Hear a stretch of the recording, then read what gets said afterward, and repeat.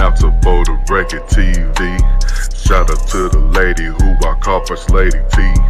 And my bro Kenny, he the tech guy, aka the real plug. He'll set you up with a job. And my dog Bird, all the hoes call him Poppy. He got your baby mama, got the sprung off that Molly. They dumped her for her sister, but she wasn't taking it well. They used to call me Brandon, now they call me Entanglement L. Brandon L can't take no loss. I'm the $40 Nation boss. When it comes to the other dude, I ain't got much to say to you. Burning hell if you did me dirty. I done made it to the age 30. Told Pez she the first lady, she gon' let you know if you're acting crazy. Third water enforcer, talk to him wrong, he'll smoke ya. And my brother Kenny Conjo, he just cashed out on the condo. Tennessee to the DMV, all the way to the H-Town. Backstabbing bastards better not ever come around. I'm spending all the squat, all I do is splurge. I'm smashing on the spot, I left her on the curb. This one going out to Photo Record TV. Middle finger if you did me dirty. I done made it to the age 30. She know I'm 40R, now she getting wet. I'm throwing up the foe, yeah, represent. Disrespect the foe, but put a slug in your neck. Photo Record fam, let them know we got next. Photo Record fam, let them know we got next. Hold up, Photo Record fam, let them know we got next. Ballin' in the mall, all I do is splurge.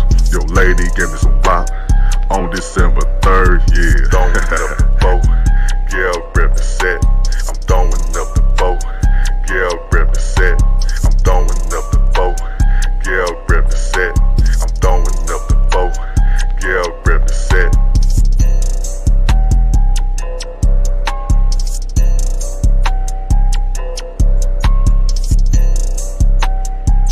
Yeah, Photo Record TV, we back, episode 20. I just looked at that. Okay, this has been the 20th episode.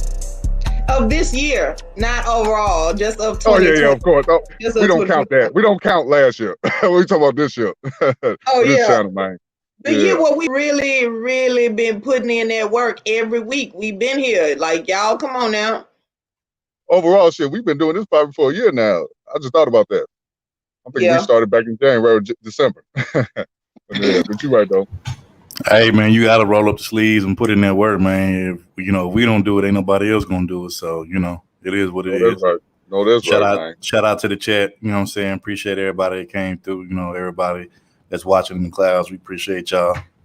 And I do want to say big shout out to Teapot from the Prophet of Thought series and also Cool Gent for sharing a stream before we even get started. Thank y'all so much. We really appreciate all the love and support. We're going to hunt your black ass mamas. You know, hit that like button. Hit that goddamn like button. Damn it. Exactly. Yeah, man. Shout out to X. With your black ass. Yeah. But hey, man, Third, you brought this to my attention about Paul Mooney, man. Rest in peace, Paul Mooney. Another legend passed away, man. How many damn legends going to pass this year? Like, it's crazy. Yeah, it's crazy. R.I.P. to the, the comedian legend Paul Mooney. I like Paul Mooney because, his jokes are very, which most black comedians, they tend to be like very, explicit and very, blunt, but, like his just had like a whole nother level of like realness to it that, just funny. And then if you ever watched the Dave Chappelle series, he had like a little, like different little series and skits on there that was like hilarious. I think he had like one of them that I like was like Negro Damas. Yeah. Yeah, you tell me, what I'm talking about. Yeah, it's a black guy. Yeah, that was funny. Yeah, it was. He had a couple ones on there. I think I'm missing. That was like super hilarious on the Dave Chappelle show. That he had like some skits, but yeah, those shits was like hella funny. And then I heard, but I never seen him in concert or not concert, but like up close. But I heard people that have seen him, they say he's even more hilarious, like doing stand up. So but R.I.P. to Paul Mooney. You know what I'm saying, a legend. I think he died at I think he was like 79 or something like that. But shout out to him, man. R.I.P. to him.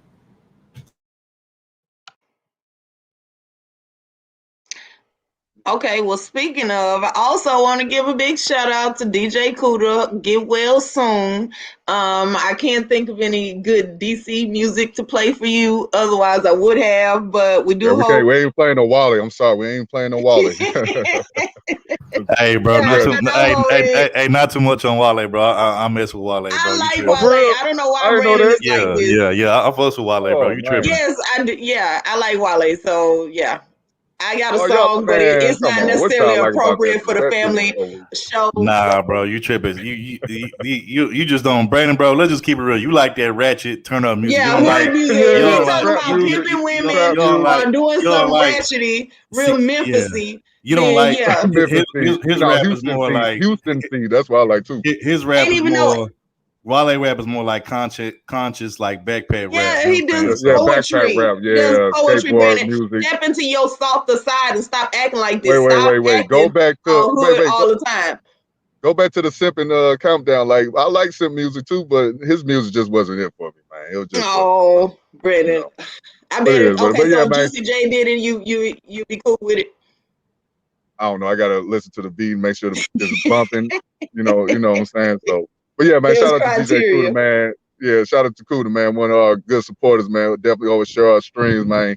I was upset that happened to him, man, but thank God he's still alive, still here on this earth. So, Right. Yeah, shout out to my bro Kuda. I actually spoke to him. I want to say a couple days ago. I reached out to him, and he told me he's pretty much just just kind of like getting some rest and taking whatever little meds they got him on or whatnot, and he just getting some. And I told him, I said, hey, bro, I said, don't worry, don't try to rush back. I said, get you some rest. I said, you probably just needed a little break.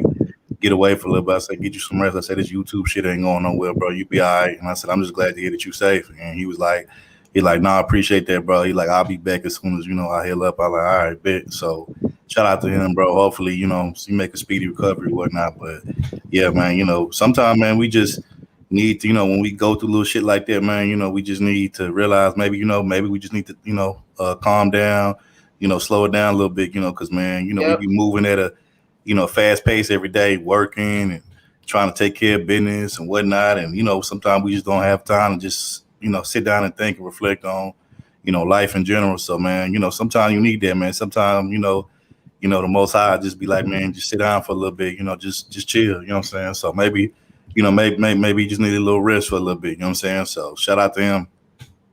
Right. And let me say this, Kenny.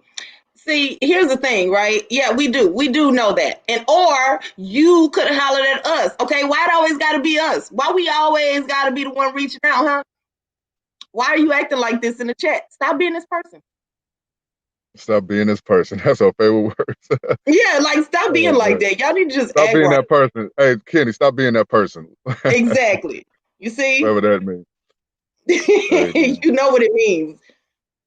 Shout out to Kenny Concho, aka Plies, aka Kirk Franklin in the building. That's my bro.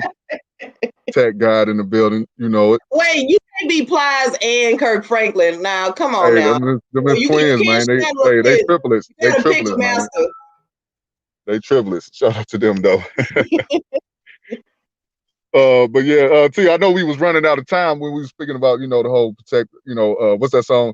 We gotta protect women. I heard this all a while. How that song go third? Yeah, you talking about protect our women? Yeah. No. First of all, y'all not hitting the right note. And so what I was gonna say was, right, I think that he's done enough. Like Tyrone Muhammad, I think he's done enough. Yeah. He's tried. I don't want him to keep placing himself in harm's way. If you try to help somebody, like if they fight you on it and they purposely don't want your help, then you now have done everything that you need to do. But I was also going to talk about how in my field, in mental health, there is literally a call being put out to get more Black male therapists, right? You just go, you get your undergrad, you do 2 more years and get your master's, and then you could be a therapist that other Black men can want to talk to, because we get a lot of men who come in after, like, you could tell men to go to therapy all day, but if they don't feel comfortable talking to the person, they may not want to talk to a woman, and they might not take what a woman has to say seriously. They might feel like, oh yeah, women always talk about feelings, so they don't want to take it. That's a female job.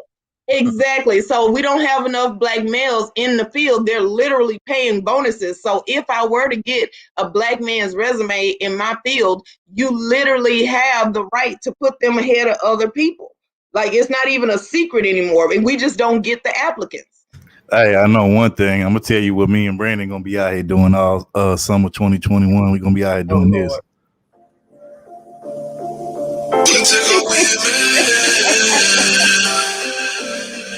Really?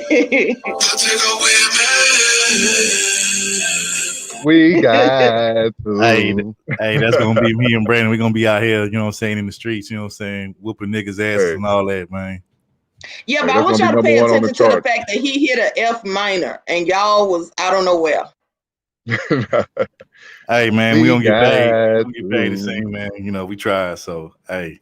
I know, give us a break, T. God damn. See, when we try to be on this protect our women, here you go shitting on us for no reason. No. Because look, you don't gotta sing. Just do the work. You ain't gotta sing, because that's not necessarily part of the job description. Wait, so you want us to end up like Tyrone? You know, all women threaten us to shoot us. You know, they're gonna shoot us up. Like, goddamn. No. But if you sing, so if you're not singing, there's less of a chance somebody pulling out a gun. Like, they will only try to shoot y'all if y'all singing. But what happened to Tyrone though? He put the work in, and look what happened to him. Yeah, that's messed up. I don't agree with that. Like, I do feel like when we get men who are willing to be there and who are willing to support us, like, you have to know that they're going against other men saying, I still care about black women.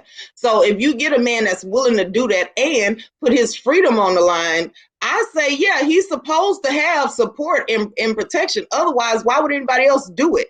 I feel like when you get somebody doing what they're supposed to do, you are supposed to exalt them. Just like, right? I'm finna deflect. Just like if y'all get a woman that's doing the things that she's supposed to do, you are supposed to put her ahead of the other ones. Whoever is behaving themselves appropriately gets more accolades. That's the point. That's why I brought up Kim K. You know, what she was speaking about Liddell Lee, you know. But, you know, Brady, people were kind of going at that's why you brought up Kim K. You brought up Kim K to be messy. You was not bringing her up. So, man, don't tell on me, man.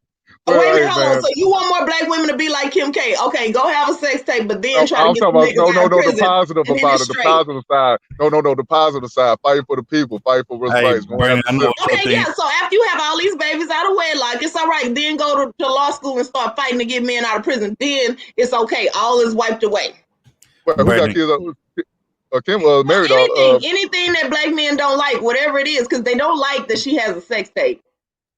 Oh, okay, Brandon, your new theme song gonna be "Protecting Kim K." Hey, you know it. So you see the screen name Big Coon and L for Big Coon taking L's for Kim K. Oh man, I'm trying to give her respect. You know, her just due. That's all I'm doing. Come on now. But hey man, but real quick on a serious note, man. I want to speak about this COVID-19. You know, a lot of people I see got their mask off lately, like. They think this stuff is gone. Like, I just want to shed some light on this because I just seen a story with a teenage girl by the name of Dakota Morgan. Excuse me. She was she had COVID-19. She ended up dying 2 days after finding out she had it. So T, if you could pull that clip up real quick and let everybody see this. Okay. Dakota Morgan's parents can't believe they're talking about their teenage daughter. Fair use. They keep thinking she's still here. Because she should be. I'm in literal disbelief. It just seems so foggy, so hazy. And heavy. That's how the last few days of Dakota's short life played out. A positive COVID diagnosis Sunday quickly devolved, her parents say, into a feverish haze. She asked me why this happened to her. And what did she do to deserve this? And I told her that she didn't do anything to deserve this. By Monday evening, Morgan says her daughter clearly needed a doctor. Doctors told them her previously healthy 15-year-old body started failing quickly. We're going to have to helicopter her to Lurie's Children's Hospital because we're not equipped to deal with the level of care that she needs. Dakota Morgan never made it to Lurie Children's Hospital. They told us to come in and say goodbye. just until she made it to Lori's hospital and tell her we loved her. I thought it was just goodbye until I drove to the hospital. I didn't think that it was goodbye forever. We just said, you know, if you're tired, baby girl, just go home. Just go ahead and go. Soon after, it was all over. Her parents, her family, and her beloved basketball teams won't be the same without Dakota Morgan. This week, I'll remember the rest of my life. And I don't want this to happen to anyone. Morgan's parents say they and their daughter took every health precaution possible. They hope other parents watching this take this as a warning to vaccinate their high school age students as soon as possible. Hey, if you like that video, be right sure there. to subscribe to our Okay, yeah, 87 see, Chicago first of YouTube all, channel. I don't want them to start saying, okay, every time somebody dies, see, this is why you need to get a vaccination. No, because are we going to talk about the people who died even though they had the vaccination? Right. Fuck that vaccination. Exactly. I'm just saying, fuck that vaccine. I ain't taking that shit. I don't give a damn. Yeah, you know, the whole, you know, it's the saying, you know, life is too short, but her life was taken too soon. Like that, it was a sad, you know, hear about these teenagers. Like I thought it was an old thing. Like you got to be like over 30 if you get COVID-19. It's, you know, most people out here that die from COVID-19 is like over 30 years old or 40 or something like that. So it was shocking for me to hear about these teenagers, these young folks getting it and then end up dying. And she died so soon. Like she just heard about it, and 2 days later she ended up getting killed. I mean, dying. Excuse me. So that was shocking for me. I personally don't think they telling us everything about the COVID-19 because I don't think that they know. It's not been long enough for them to know everything about it. So like they said that she caught it and then her body started failing. She was otherwise healthy. Yeah. I think they don't know everything about what this disease actually does. And so that's why I don't trust the vaccine, because you don't even know all of the stuff available. So how can you make a vaccine that's going to fight it, or how can you make a test that's going to determine it? I don't think they have any idea what's going on. They just doing stuff. And the sad part is, you know, I mean, not to go at Joe Biden, but he was saying some stuff I felt that was irresponsible about telling people, if you get the vax, you can take off the mask. I'm like, you don't know what people going to be like in the next couple of years. Like, give it a chance. Like, see what's going on for a year. If people still healthy, then I can see you saying, okay, we can take the mask off and everything be back to normal. You know, let's just see how everybody, you know, take this shot, because we never know. Right. Like, and first of all, I'm wearing my mask anyway, because it's been people that had the vaccine and then caught COVID. I mean, I thought that was the point of a vaccine. Ain't that the opposite of what a vaccine is supposed to do?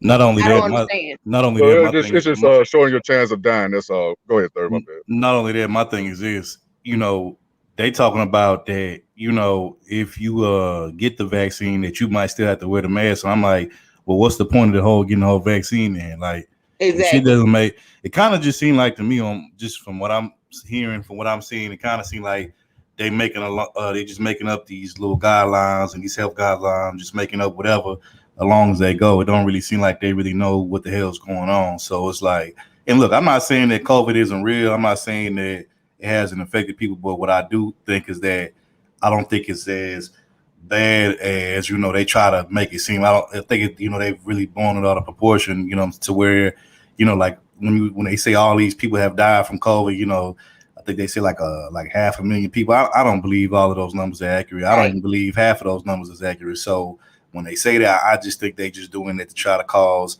you know, mass panic and, you know, just to try to like scare people into doing certain things and whatnot. And then I've been reading stories online recently saying that, you know, that they might try to like force people to get this vaccine, talking about they may pass laws saying something like, oh, if you don't get the vaccine, you can't do this, you can't go to public places like grocery stores and all that kind of stuff. And I'm like, man, this shit is getting ridiculous. If they go that far, I think it's going to be a problem. I think people are going to start rebelling, and then shit's going to just get real bad. So they so desperate to have people take the shot, they started this whole vaccine lottery. Have y'all heard about that? No, but wasn't one of these states giving away like bags of weed or something if you take the vaccine? Like, first of all, no, that's offensive. You lying. You capping. No, that's they offensive. Really doing that? It was a state that did that. I want to say it's California. That's offensive. Okay. Wow. I'm offended. Nigga, I can buy my own fucking weed. Exactly. You got places. You got places offering like certain restaurants and stuff offering like little like bakery treats and shit like that, cookies cookies and all that stuff. A cookie for my life? Yeah, I'm like, sorry, come on, I'm bro. good. I'll make my own damn cookies. I don't know how true this is. This might be like a little bullshit, little troll story, but they were saying that if you get the vaccine, that the company, the donut company, Krispy Kreme, that they'll let you. I guess they'll let you take a ride on their little conveyor belt that shoot out the little glaze for the donuts. I'm like, man, y'all getting. Wait a minute. Okay, so all right. So people getting on the conveyor belt where they have the cookies at, like people riding this. I don't know. They getting out of hand with this shit. This shit getting ridiculous. Like people got to stop it. Oh yeah. So if you show us that you can't catch COVID-19, we're gonna help everybody that eat here catch salmonella poisoning. All right. Yeah, that sounds about right. Wait, Cool Gent earlier this morning did a video about how now it's on dating apps. Like you can get the WAP if you have been vaccinated. I'm like, man, I'll be. Oh yeah. Shout out to Cool Gent. I saw that. Shout out to Cool Gent. Hell no. I saw that. Yeah. Shout out to Cool Gent. I'm sorry. I'll be like, listen, I don't need it. I'm good. But see, I mean, so will men turn down the WAP, or will men go and get vaccinated just so they can get some? I'm sorry. Man, look, that ain't gonna stop. That ain't gonna stop. Men of all ages and races take this L. That ain't gonna stop shit, man. You got niggas out here, you know what I'm saying, that's smashing women that probably got something that's going in wrong. Know about it, don't care. Get out of there, man. You got niggas out here that's, smashing on women that hygiene ain't the best, man. What makes you think COVID? You think COVID gonna stop them from getting in? Hell nah. No, they gonna just go ahead and get the vaccine and be like, I ain't give a damn about this life, no way. And just go get the vaccine so they can fall off into a bunch of boxes. I'm sorry, it ain't worth it. Hey, I can hear young folks saying this, Hey, she was like, old girl gonna be like, where your condom at? I don't need the condom. I got the vaccine shot. I can hear that. I hear young folks start saying that. Man, niggas will wear COVID masks, but niggas ain't gonna strap up going to put that condom. Come on, third. Come on, man. Yeah, basically, COVID-19 is greater than herpes, and I'm sorry, I'm good. Nope. But another series. I know we're making fun of Kim K, but I want to give prayers to her son. Her son was tested positive for COVID-19 too, so that's crazy. I mean, this stuff ain't going nowhere. Mom, unlike Brandon, am not heartless.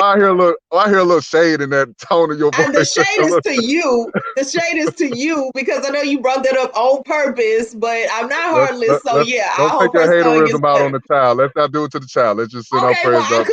I could be like, well, her son had black, so he could live. Now let her catch COVID. I didn't do that. Man, niggas been diving in contaminated WAP before COVID. So I mean, like, contaminated. Yeah. So hell no. It is what it is. Like that power plant on The Simpsons. Like that's. Y'all crazy. Well, you know me, man. I can't start a show without. Well, first of all, y'all done with this topic? Y'all we good. I want to move on. We good. I don't want to talk about it anymore.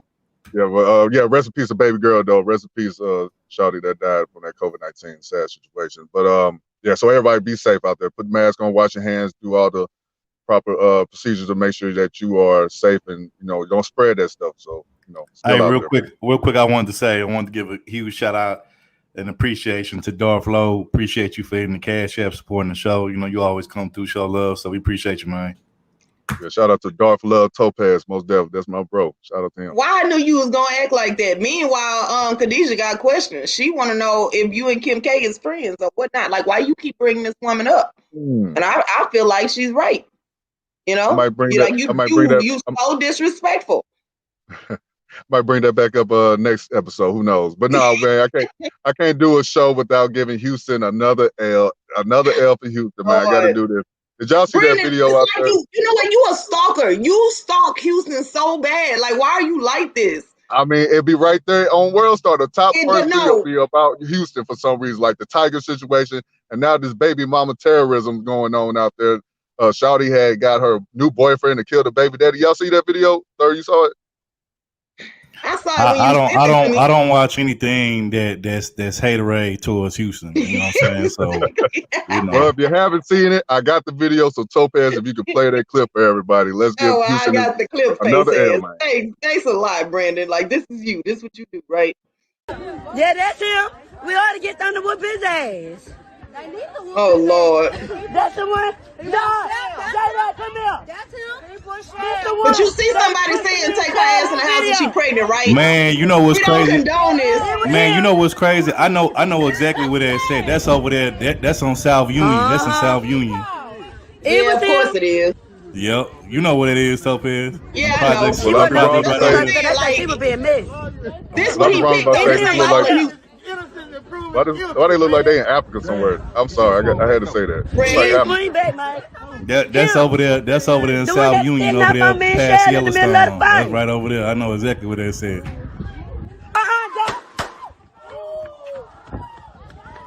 Now, of course, we ain't gonna show the whole thing. Now, you know how YouTube is. Oh, hit it, guys. Team Bonnet. Professor Blackout. Hell no, Khadijah. This is what Brandon like combs all the news stations. Yeah, to Khadijah. find ass stuff about Houston. South Carolina and Memphis would never do this. We'll never do this. What? Right. Yeah, right. Don't worry about it. I'm gonna go look for a bunch of Memphis stuff. Hey, go ahead. Hey, I'm willing to take that L. Hey, you find something, I'm just gonna take that L. Like I ain't gonna be like y'all and decline my L's now. Because that's not all of Houston. That is one subset of Houston. You keep getting the same clip from the same places. Of course, they doing stuff. And did you see the people? Did you see the people in the text message? They was like, "Oh, can y'all stop? Take your pregnant ass in the house. This so wrong." Like nobody was condoning that. Nobody was happy that. Wait, hold on, Khadijah. That does not represent the whole Houston. That's like Topaz said. That's just one part of Houston. That's a ratchet part of Houston. We kind of had a and you know that before you go over there. So anybody that get caught over there, and Brandon, don't make me go to North Memphis, bro, and get some film out there. I know some ratchet shit going on in North Memphis. Wait, third. It's ratchet shit happening right now. I gotta say, third, you was kind of wrong about something. I remember we was talking about simping and stuff, and we was like, I'll say it too. I was wrong too. I said I don't really hear too much simping going on in Houston. You're like, nah, man. If anything, niggas be killing over money and drugs or something like that. But they out there killing over WAP too, man. And that's what I want to talk about. The power of that. One video, Brandon. That is not the same. I'm just saying that was that right there. This that man Houston. Killed, Hold on, let me get this disclaimer. This one Houston incident does not represent the whole city of Houston or the state of Texas. Exactly. Not all. But no, man, I want to talk. Not even most. About the power. Right. Oh, okay. Yeah, I want to talk about the power of I heard the story. So if I'm, and you can correct me if I'm wrong. Basically, of course, they was fighting over a chick. Or he basically was he like his baby mama or something? What exactly? Because I know it was over. Yeah. The dude that killed, that was the boyfriend that shot. The boyfriend shot the baby daddy. The new boyfriend shot the baby daddy. Why? Because was he still messing around with his baby mama? Is that what was going on? I guess the baby daddy pushed her and somebody else. Oh man, that's over a damn push, man. This man took another brother's life over a damn push, and it speaks. That's why I always say, that's what power that women got, to manipulate a lot of men to get into wars like this. A lot of dudes will kill, they will die for a woman.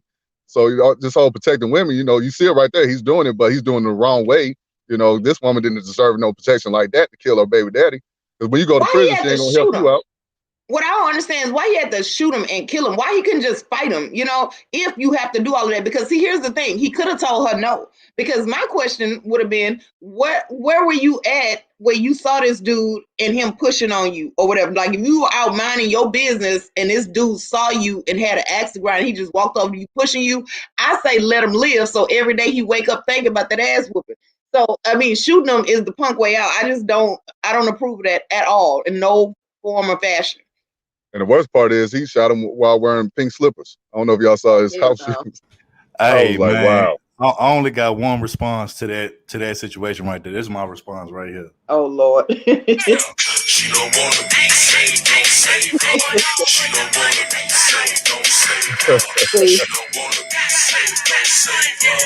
She don't wanna be saved. Quit saying these hoes, man. Quit trying to say these hoes, especially these unsavable hoes. They can't be saved. Well, see, my thing is, I don't think that she should have set that kind of thing up. I don't know why. Like, what are you going to tell your kid now?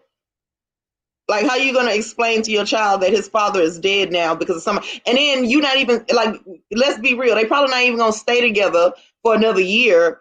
And then now you got to say, oh yeah, this dude I was messing with back then shot him. If I was the kid, I'd be pissed off at you as the But parent. wait a minute, Tope. I thought seeing a nigga fuck up another nigga or I thought, you know, when two niggas be fighting over a particular woman, I thought, you know what I'm saying, you know, they get the juice box extra wet. I thought that turned the women on.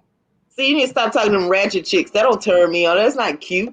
I don't want to watch people fighting to the death like that. You know, the point is I would rather not even have to be in that predicament. So that's my question is, how did they even get into an argument where he pushed her in the first place? Like, how did that even happen? Wait, so you telling me that don't get the juices flowing? Not for me, because I don't want all of that. I have lived all of that wild, crazy stuff in my early 20s. I'm grown now. I want to chill. I want to relax. I don't want to be fighting and arguing all out in the street. I don't want to do that. I'm over it. If I could be honest real quick, you know, I hear a lot of sisters on YouTube, especially Black YouTube, speaking about, you know, Black men need to build. But what's going on now is like, it seems like a lot of sisters be wanting dudes to be violent, be some killers and savages. Even, what's that chick name? Young Miami or Asian dog talking about some, she want to kill her. She don't want no square. She don't want no educated type of dude. You know, these are type of, I mean, this is the things they push men to do, to be violent for some reason. Why are you going to push your man to be a doctor or a lawyer? You know, be something great in life instead of being something like this. And your boyfriend now going to be sitting in the cell for the rest of his life, which you should be, by the way.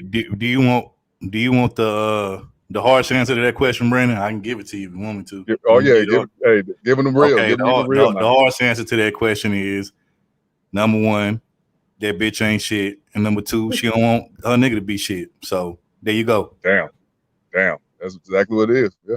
And here's the thing, like on a primitive note, I get it, because then that way, like if you are in dire straits, the dude that can fight is gonna win over the dude that can read a book, unless he read the book on how to, you know, stop that nigga from being all violent all of the time. So it's a toss up. I get where they coming from, but I always tell people you can't live in your primitive brain. That is like mediocre.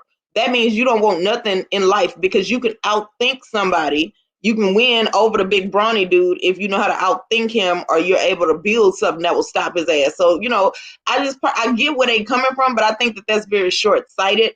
I think it's very mediocre. It's very basic. But how do a woman get a man so fired up to go kill another man just like that? Well, what do you think if she would have told him?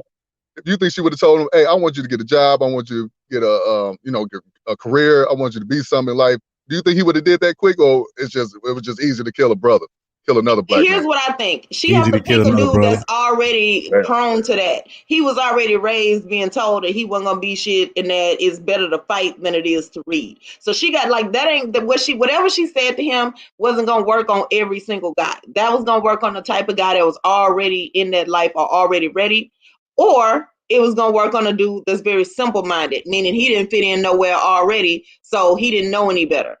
So any dude that is, you know, intelligent and has something going for himself, that ain't gonna work on him.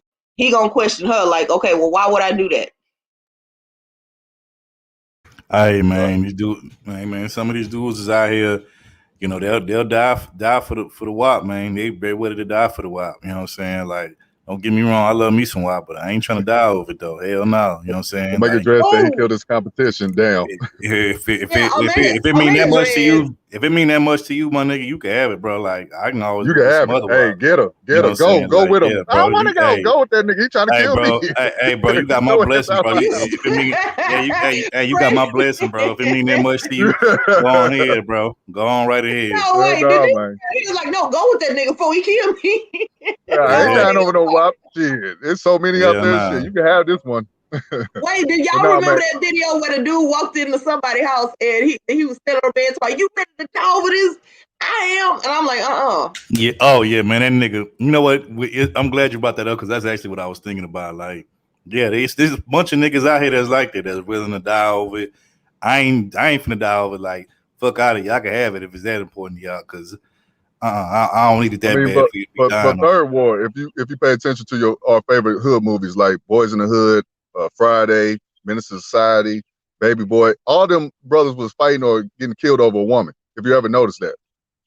Well, here's my thing. I think there's an exception. If a nigga disrespect you over a woman, you supposed to beat his ass over this same woman. Because in those stories, it was always that one nigga that felt like, oh, well, she ain't going nowhere. I'll just beat your ass. And if you notice, like a lot of women will tell you there's some nigga in her past where he felt like you gonna stay with me or else I'm gonna beat up any dude that you talk to. Or either I'm gonna start whooping your ass. So there are some men out there that's already in their brain, and you got to whoop their ass because otherwise they're not gonna leave you alone.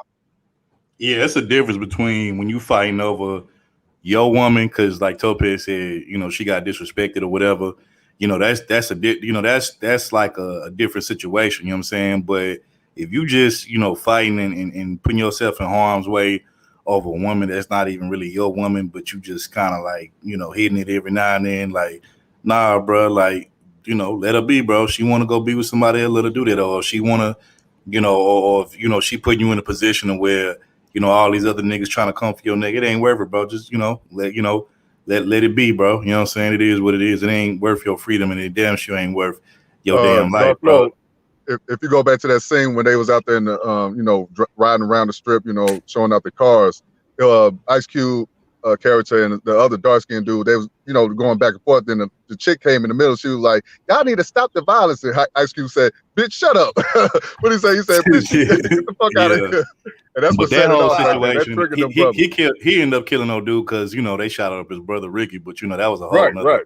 Nah, but I'm gonna keep it real, bro. Look, even for some of the women who got like that out of this world, wow, bro, like it ain't worth it, bro. It ain't worth, like, the sad thing is too many brothers out here is either getting dying or in jail over a chick that was, number one, probably ungrateful, you know what I'm saying, probably, was always starting some shit, always, you know what I'm saying, being on some messy shit, and it ain't worth it, bro, because at the end of the day, when your ass get locked up or when you get put in that, that pawn box, bro, all she gonna go do is go fuck with the next nigga. So yeah, and you like, can't it don't even matter, bro. Like, just let it If go. you in the box, you can't get it no more anyway. Well, and let me say this, as a woman, when I date a certain man, there's supposed to be a respect level. I need a man that other men respect. And what I mean by that is me dating you, once that's known, other men should not try me for fear of what you would do over the disrespect towards you. I mean, they don't give a shit what I have to say. They've already made that clear. Men have already said they want what they want, right? So if I'm dating you, niggas need to recognize that. Otherwise, like if they still step to me anyway, that's saying they don't give a shit about you. So that is not the same as fighting over a woman. That's fighting another man that feel like he can cross a boundary. Like it would be like if a man broke in your house, wouldn't you shoot him? Because he didn't give a shit about you and your position, like whatever you had going on. He didn't care. He was like, I want something, I'm gonna just go do it. Fuck who in the way. So that's way different. And I do think y'all need to make a distinction because I get tired of people telling men, oh, well, that's a stupid thing to do. No, it's not. Because if they disrespect you once, they're gonna keep doing it. Well, thank you, Sheep Day Sleep. Yeah, I was gonna say, if somebody knocking on my door and someone says, I want my girlfriend, I want my ex-girlfriend, whatever. I don't even know this girl like that. Hey, I ain't fighting over her, but if it's my wife or something, yeah, that's a different story. But wait a minute, why you got a chick you don't know in your house though? See, don't be doing stuff like, don't bring a chick you don't know to your house. Why would somebody be knocking on your door and you don't know this chick like that? I don't know most of them I bring to the crib. See, Brandon, stop being a slut bucket. Hey, bro, get you a room, dog. Get you a room. Yeah, Brandon, get you some self-respect, Brandon. Come on now. Either get you a room or go to her spot, bro. But probably get you a room. You know what I'm saying? Hey, thank God. Hey, I thank God ain't nothing that happened yet. But anything's possible. Shit, she could tell the motherfucker that what hotel we at. Shit, she could buy a text. Nigga, I'm over here with a new nigga at this hotel. A setup bitch. Yeah, they do that. But then when you hear her on the phone telling people directions to where y'all at, and you need to just go and bounce anyway, because that means she already got a ride home. Somebody finna come get you. Somebody finna come get her. So you be in here by yourself. Hey, Darth Flo, that is true, but it was one dude, what's that dude, Omar character, he was smashing somebody's wife. That was crazy, man. He thought that whole time that was his wife's, she was just tutoring him that whole time, but come to find out he was smashing her, so. Hey, man, all I gotta say, you know what I'm saying, if the WAP come with, if it come with, putting your life on the line, hey, man, let her ass go back to the streets, bro. She for the streets. Ain't no WAP that good or worth that, bro. You know what I'm saying? Like let her be for the streets. Shit, I'd rather be another nigga life than mine. You got me fucked up. If you just had to choose. And to be honest, to the next topic, Joe Budden, he's gotten in trouble with, dealing, I guess sexual harassing a woman on the job. And it made me think, like, I always hear stories about brothers being kind of, now all men get into stuff like this now at the workplace, white men, Asian men, but we just talking about black men right now. Do y'all feel like black men are too thirsty today? Because, he lost his whole endorsement with Cash App and all this, and now he's about to lose his podcast possibly because of this. So y'all thirsty. I do think we are to a point, but also I think is like I always say this, bro. It's a time and a place for everything, and I feel like he didn't have to do that. If he, first of all, he was already treading in in deep water when most of the time if you work with somebody, it's kind of a bad idea to try to date somebody that you work with. Not to say that it never works out, but it's just that's a sticky situation, you know what I'm saying? And I never really tried to date nobody that I work with because it's just that it's too close to home, you know what I'm saying? Number one. And then two, my thing is, like I said, if he did want to shoot his shot at her, he could have waited till they left, you know what I'm saying? Went somewhere else, neutral or something like that. But to do that shit, at his job, bro, like he was tripping, bro. Like he wasn't thinking, bro. And the problem is too many of us be thinking with our head, you know what I'm saying, between our legs instead of our head on our shoulders, you know what I'm saying? And I think that's one of the major issues that we have as men. We be, constantly thinking about, getting some to where, we make stupid decisions based off of wanting to get some. And, it really, that situation, cost them, cost them, dearly, you know what I'm saying? And, but I'm not surprised though, bro, because he always been, a sucker really when it comes to women. I mean, this is the same dude that, he pretty much, was dating, Tahiri, the little thought chick, you know what I'm saying? And, she ended up publicly rejecting him, on Love and Hip Hop on TV and shit. Yeah. And, had him looking like real stupid, you know what I'm saying? So, like, I mean, he always kind of been a sucker when it comes to these women. So I'm not surprised, but he should have had better discernment than that, bro. He tripping. Wait, okay, so what happened? Because I don't be keeping up with Joe Budden because Joe Budden got a podcast on YouTube and he invited. Well, I guess she's a DJ for the show. Third, I don't know if you watch it. I don't watch the show, but I know who she was a DJ on his podcast. Okay. Yeah. So they was discussing something, I guess, a topic, and he kind of was going a little overboard with it, speaking to her sexually. He even called her a bitch at one time, but he was trying to say, like, okay, I said bitch as in not like bitch, shut up. He was like, come on, bitch, like, how girls be doing it. Topaz, female friends, they were like, oh, bitch, come on, let's go out.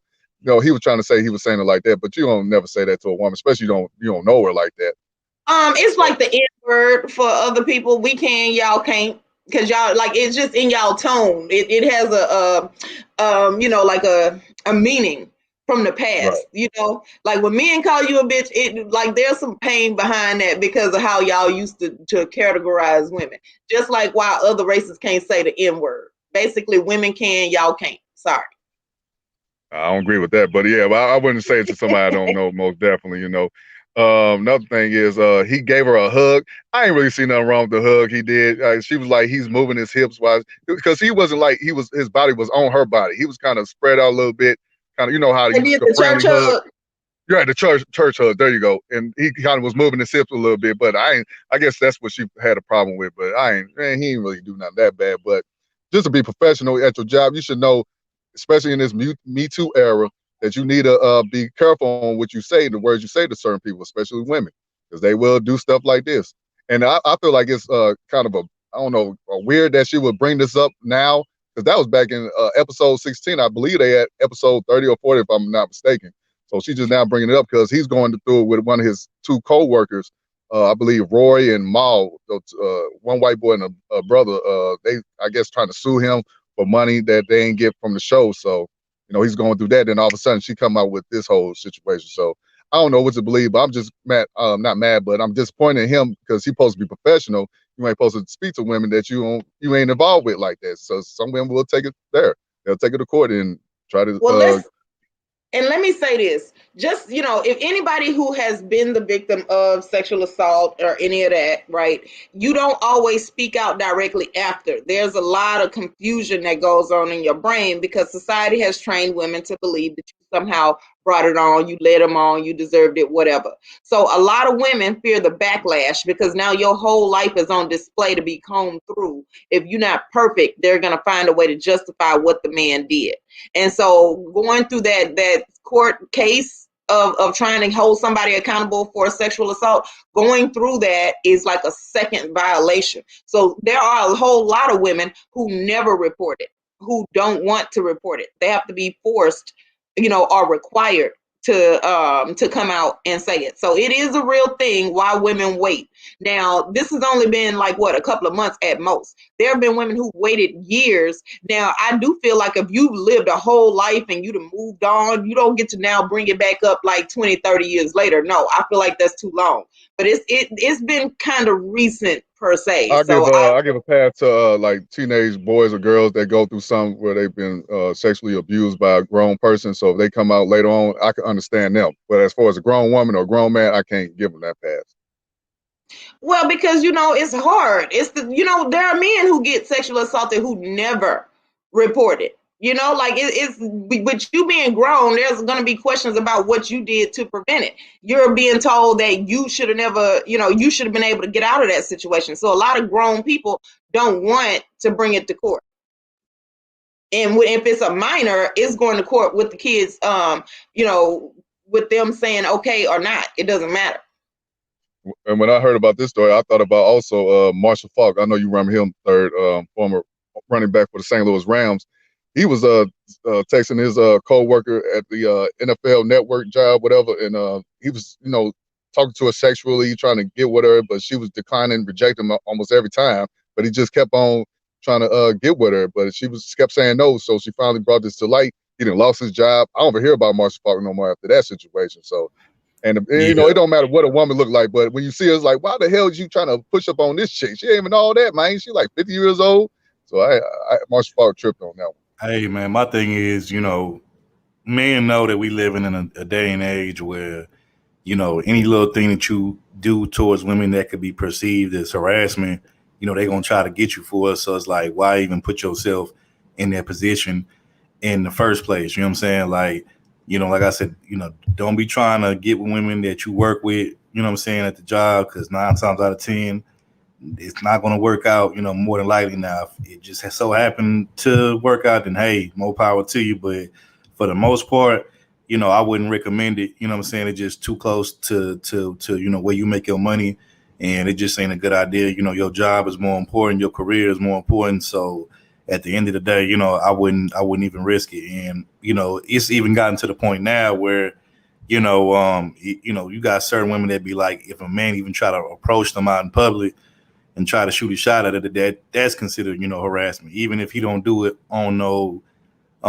disrespectful, and if you don't do it in a disrespectful kind of way. So you got to really be, careful out here nowadays, man, who you trying to talk to, who you trying to link up with, and you got to be careful on how you present yourself when doing that and who you doing it with. And this is why I always, if I was, any advice I would give to men, you got to check the temperature of the person that you trying to, I guess, engage with or talk to, because if she's not giving you that type of interaction or that inviting type of interaction, then I say, hey, man, just leave it alone, because you don't want nobody basically saying that you tried to do something to him and, you wasn't really, that wasn't the intentions, but, you end up getting caught up, and looking like, you harassed somebody or, basically annoying somebody that you, really didn't do nothing to. So, you just got to be careful out here. That's all I would say.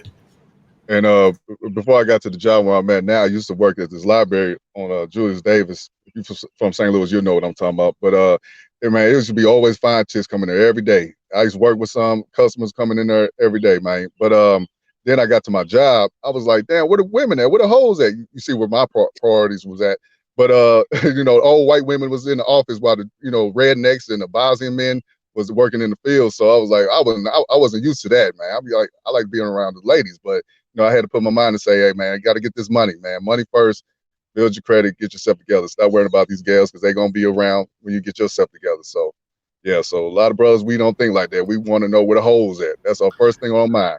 Let me say this, bro. Like this from personal experience, right? So everybody knows, you know, I work at a hospital, right? So, you know, that's a, you know, really professional type of environment. And, you know, you got to be careful working, you know, at the hospital doing, you know, how you move around, all that kind of stuff, right? So, man, when I tell you that it be all kind of ratchet, underhanded, you know, sneaky bullshit going on, you know, in the medical field, bro, like you wouldn't even believe half the shit if I told you, like, man, I done seen supervisors, man, people in high positions, you know what I'm saying, losing their job because they messing with one of their employees, and then they cut them off or ghost them or quit messing with them and then gonna mess with some other employee, and she mad and she bitter about it, and she make up some shit saying, oh, he did this, he did that to me, when the whole time, you know, you was the willing participant in the whole situation. And then now this dude done lost his position, not only at that particular hospital, but now he can't go to no other medical place, you know what I'm saying, because,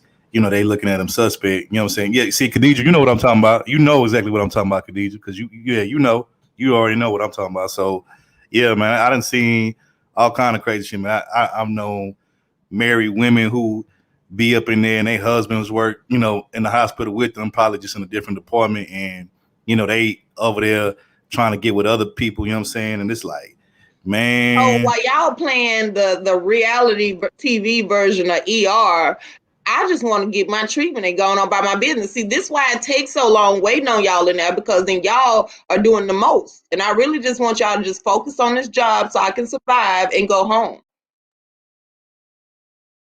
Yeah, man, the stuff out, man, look, man, you got people that's been busted, you know, getting caught up in like little bathrooms, like little, you know, bathroom, like, you know, little bathrooms that's like away from the cameras and stuff like that. Man, look, people, and look, man, the stuff that goes on at these hospitals, bro, you'll never believe, man. It'd be all kind of crazy shit going on. You never know, man. This shit is crazy.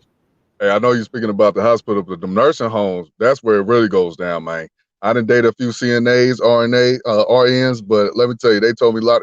I'm starting to believe these CNAs more freakier than these strippers. Cause they get down in them nursing homes too, man. So, yeah. You know, they had a list of all of the most spotty careers, and nursing was high up there. Nursing and CNA. I believe it. I mean, I just want to get over there dying, and I'm gonna be honest. Like, if you're a janitor, if your brother is janitor at them nursing homes, you're gonna get some play. It's gonna be lonely at night with them girls, man. They gonna want some. So I'm just gonna leave it like that. Nah, you ain't lying, bro. That's you know, I work first shift, so I work early, but you know, which is the shift that all the supervisors and everybody be there. So you can't really get away with much on first shift. But I've worked a few third shifts before, you know, the graveyard shift. It might have been when it might have been like one, because you know I sometimes I'll pick up like extra hours or whatever. So there was quite a few times I picked up you know, on third shift, you know, the graveyard shift, night shift, and you know, you might have like one supervisor for each department, you know, but them night supervisors, they don't be, you know, checking on people like that, you know what I'm saying? They be kind of staying to themselves, doing their own little thing. So you can get away with a whole bunch of shit, you know, on night shift, and that's when people usually be doing the most bullshit, you know what I'm saying? And then to Darth Flow's point, nah, bro, I ain't never got caught up, you know, none of that stuff. And look, trust me, I'm gonna be honest with you, I done been hit on at the hospital by married women and just all kind of different little, you know, women up there, and I'm just like, nah, I'm good, because I'm already knowing, like, nah, bro, I'm already somebody that, you know, look, I'm not an antisocial person. You know, I do, you know, I do my job, but for the most part, you know, I only interact with people at my job, you know, when it comes to, you know, me having to work with them and get stuff done. But for the most part, like when I'm got time to myself, like lunch break and stuff, I don't be interacting with nobody, because, you know, man, what you find out working in the hospital, bro, it's messy as fuck, bro. Everybody be talking about everybody else and what they doing and all this little goofy ass shit. So I really just don't be dealing with people. And so I'm already knowing, like, if I, you know, do some stupid shit like that, I'm going to be the first one on the chopping block. So just to even avoid all of that, I just keep away from all of that. I don't even engage in that type of shit. You know what I'm saying? So I just, you know, don't even deal with it. You know what I'm saying? So that's my thing with it. But yeah, just don't get caught up, man. But yeah, it's a bunch of bullshit that goes on though. Like you'd be surprised. The bottom line is, black men, we got to be about our business first, our money first. Stop messing with these girls at your jobs, man. Leave them alone. I can't tell you what you do. I know you're going to do. You're going to listen to the man down there, but hey, listen to the man upstairs, man. He telling you, don't mess with that chick, man. Be about your job, because you could be another Joe Budden or Marshall Faulk. You don't want that, brother. So don't be too thirsty, man. Go to the club or something. Spend $40. But anyways, man, we're going to go to the sports talk with my brother Third, man. What's going on in sports? You know, man, another week of sports. So right now we have the NBA playoffs going on currently right now as we speak. So before we get into that, you had the play-in tournament, which the Lakers got in as the 7th seed beating the Warriors. And then you had the Warriors had one more chance to get in, but unfortunately they lost to your team, Brandon, your home team. They lost to the Memphis Grizzlies last night, and so the Warriors out, and so now the Warriors in. But right now, as we speak, you have I think it's the Clippers and the Dallas Mavericks that's playing. And hold on, I'm gonna give y'all an update on that real quick.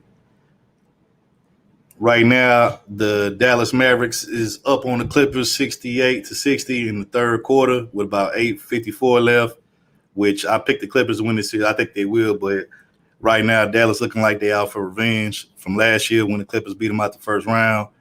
And then, you had earlier, I think the Milwaukee Bucks beat the Miami Heat. They out for revenge because Miami beat them out the first round last year as well, and they happen to play each other again this week in the first round. So, it's just getting started. We got some more games tomorrow, and then we got 2 more games tonight. I think you got the Trailblazers and you got Trailblazers and the Nuggets. So it'll be interesting. Tomorrow you got a whole bunch of games. I think you got the Suns and the Lakers. Tonight, I think later on tonight you got Brooklyn and Boston.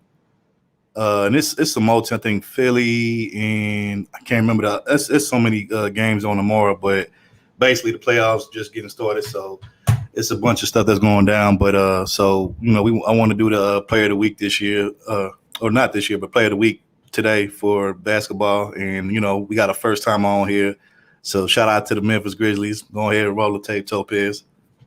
Okay.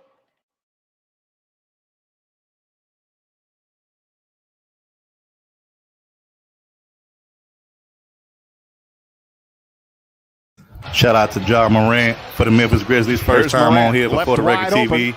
And nails it. He killed the Warriors last night. Morant and for all the Grizzlies fans. These Grizzlies, even though it's not a playoff game, this same type of playoff feel. Morant drives inside and able to finish. Yet another turnover.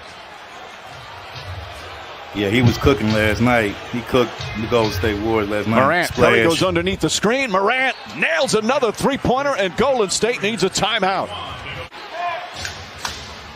Juan Toscano-Anderson in the game, guarding. Nice move from Ja Morant. And lays it up, and then he's off to an excellent start. Morant looking. Oh, nice ball fake, and lays it in with his offhand. Nice ball fake. Golf for a living.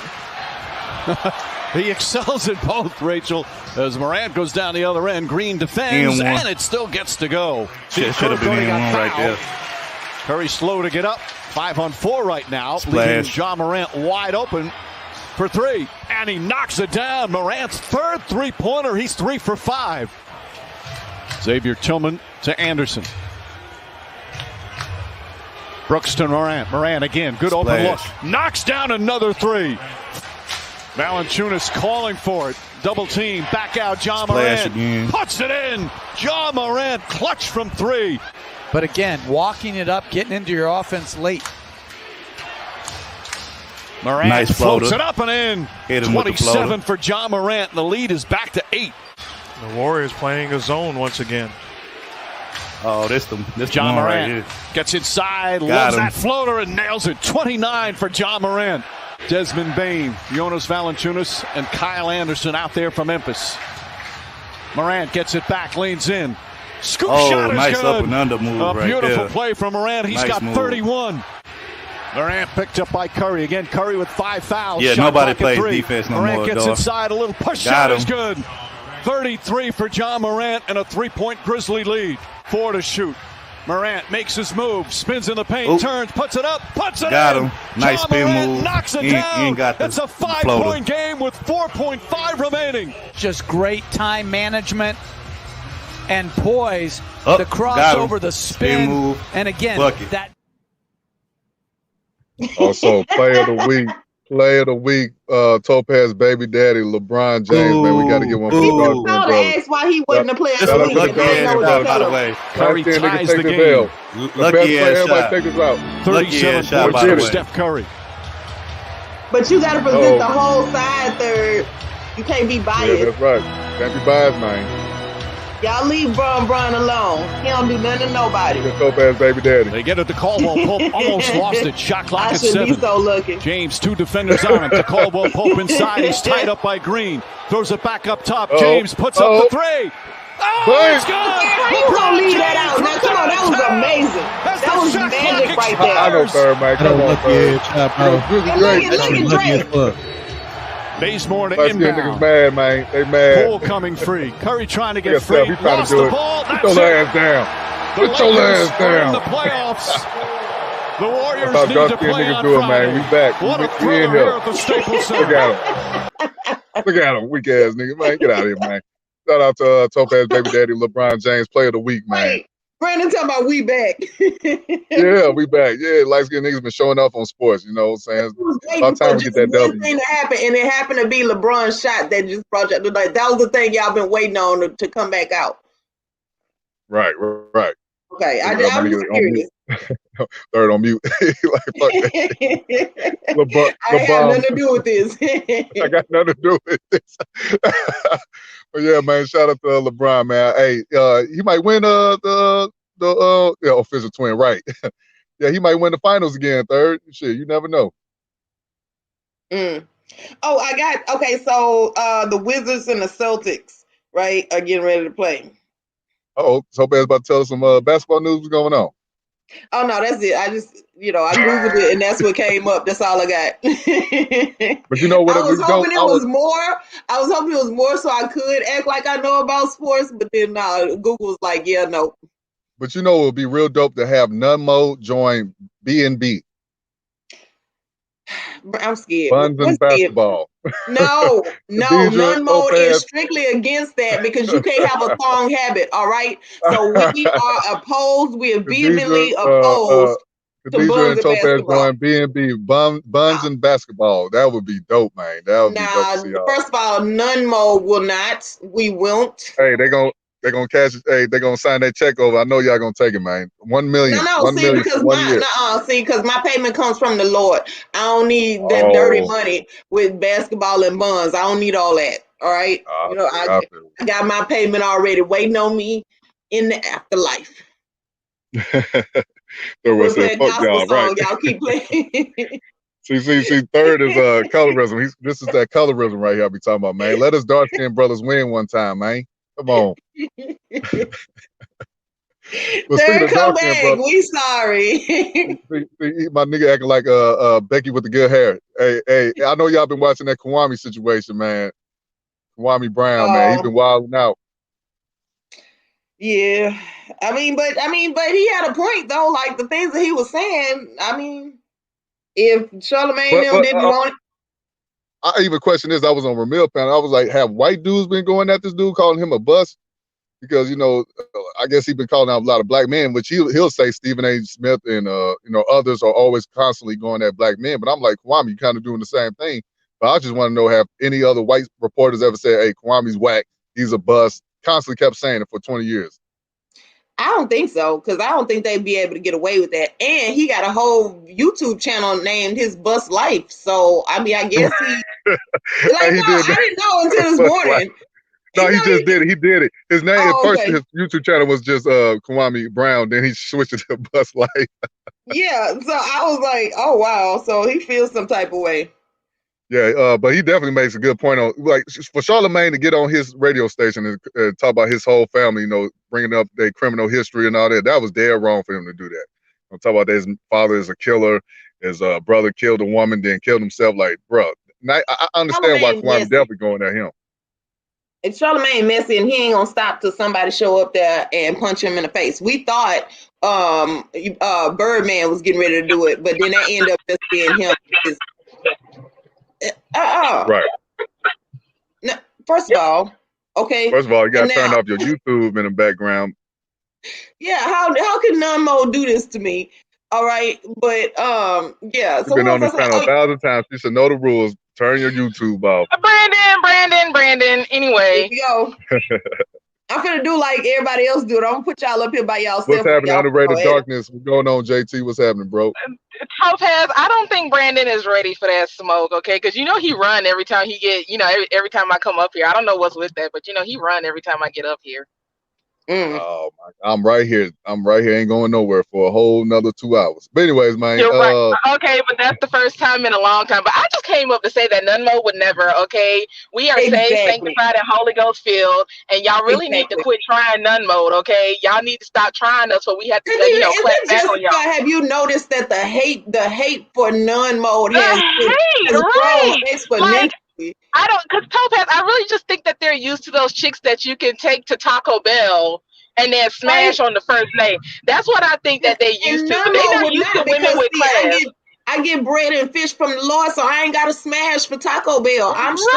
Right. I get, I get really. Whoa. What's wrong with Taco Bell? What's going on here? See, this that bougie stuff I'm talking about. This that bouginess. I get really, what's the word? Peeved when, men just think they can just be out here doing any and everything. And my thing is like, if you want a classy woman, you have to act like a classy man, and surely a high value man wouldn't think that Taco Bell is an appropriate date for a classy lady. Wait. Who said I ain't say I was a high value man. I never said that. You did? I never claimed to be that. You did say you were a high value. Let me go get the clip. Let me go get the clip. I said I was a low value man. Low value man. I never said I was a high value man. Brandon, you should have came in on the other device, because then we wouldn't. Hold on, real quick. Let's get back on topic, because we kind of like veering off into some other stuff. But let me say this. I want to say this. Sir, you was on mute for a long time. I didn't know what was going on. I was like, so Kwame Brown, Stephen Jackson, Matt Barnes thing. Look, I'm not saying that Kwame Brown doesn't have a right to defend himself. He has a right to defend himself. However, my issue with the whole Kwame Brown, which I don't understand why people don't get this, is that he went after people personal, life. And I think that that's wrong, because when people was coming at him, they didn't say nothing about him personally. They just was talking about, his actual basketball, skills in his game. You know what I'm saying? Which to me, if you a player, basketball player, and you critiquing another basketball player, to me, that's fair game. But for him to be coming back talking about, oh, this person's personal life, what they got to do with being on the court, what they got to do with, dribbling a basketball. They ain't got nothing to do with nothing. So for him to, take personal shots at these people just because they was clowning him about his basketball skills, I think that's wrong. That's out of line. You know what I'm saying? Like, come on, bro. And this is sports, bro. In the world of sports, bro, if you trash and you garbage on the field, bro, people gonna clown you, bro, and people gonna say something about it, bro. Like, sports, that's why in order to be in sports, bro, you have to have thick skin, bro. You can't be, sports ain't for the weak-hearted, bro. People gonna talk about your game. If you get crossed up and you fall or somebody dunk on you or something like that, like, people gonna clown you for that, bro. That's part of the fabric of sports, and that's what go with it. Especially if you're talking, dealing with niggas and shit. Like, that's what we do. We talk shit. We do our thing on the court, and it's all part of it. So my thing is, if he getting mad about it, okay, that's one thing. But to be bringing up people's personal life, bro, like, to me that's ridiculous, bro. Like, come on, man. Like, what they got to do with on the court, bro? These boys was talking about your lack of skills on the court for a number one draft pick. You didn't live up to be the number one pick, which it's a lot of guys, not just Kwame, but it's a lot of guys that that end up getting drafted number one overall. And they, what I'm saying, they no, Professor Black Ops, stop it. They came for his game. They didn't come for him personally. Like, I don't agree with everybody on this. I know I'm gonna be the unpopular opinion when it comes to this, but if I'm shocked right now. I'm shocked right now. We're gonna keep going. If I'm coming for your game, your skills, that's not coming for you personally. That's just coming for your game. Me personally, coming for you, saying something about your family, something about you personally. But like I said, man, I don't agree with him coming from people's personal lives, and these people already didn't suffer, you know, the consequences for the dumb shit that they did. So it's like, you bringing it up for what? Just because you mad that somebody calling you out for being a bust as a first round number 1 draft pick? Like, come on, bro. Like, it is what it is. So was he actually a bust? Because I heard, yeah, he was a bust. I mean, to be a number 1 pick, he did. You know, people will say, "Oh, he not a bust because he lasted in the years, the league like 12 years." I think he played in the league, but that don't mean nothing. There's plenty of players that, you know, that go around, you know, and they be in the league for years. You know what I'm saying? They probably don't deserve to be in the league, but you know, they go around. And he was a journeyman. You know, he went from different team to different team. You know what I'm saying? He didn't stay with one team for too long. You know what I'm saying? So my thing is, at the end of the day, you know what I'm saying? Nah, bro, I don't agree with that. Nah, they ain't that.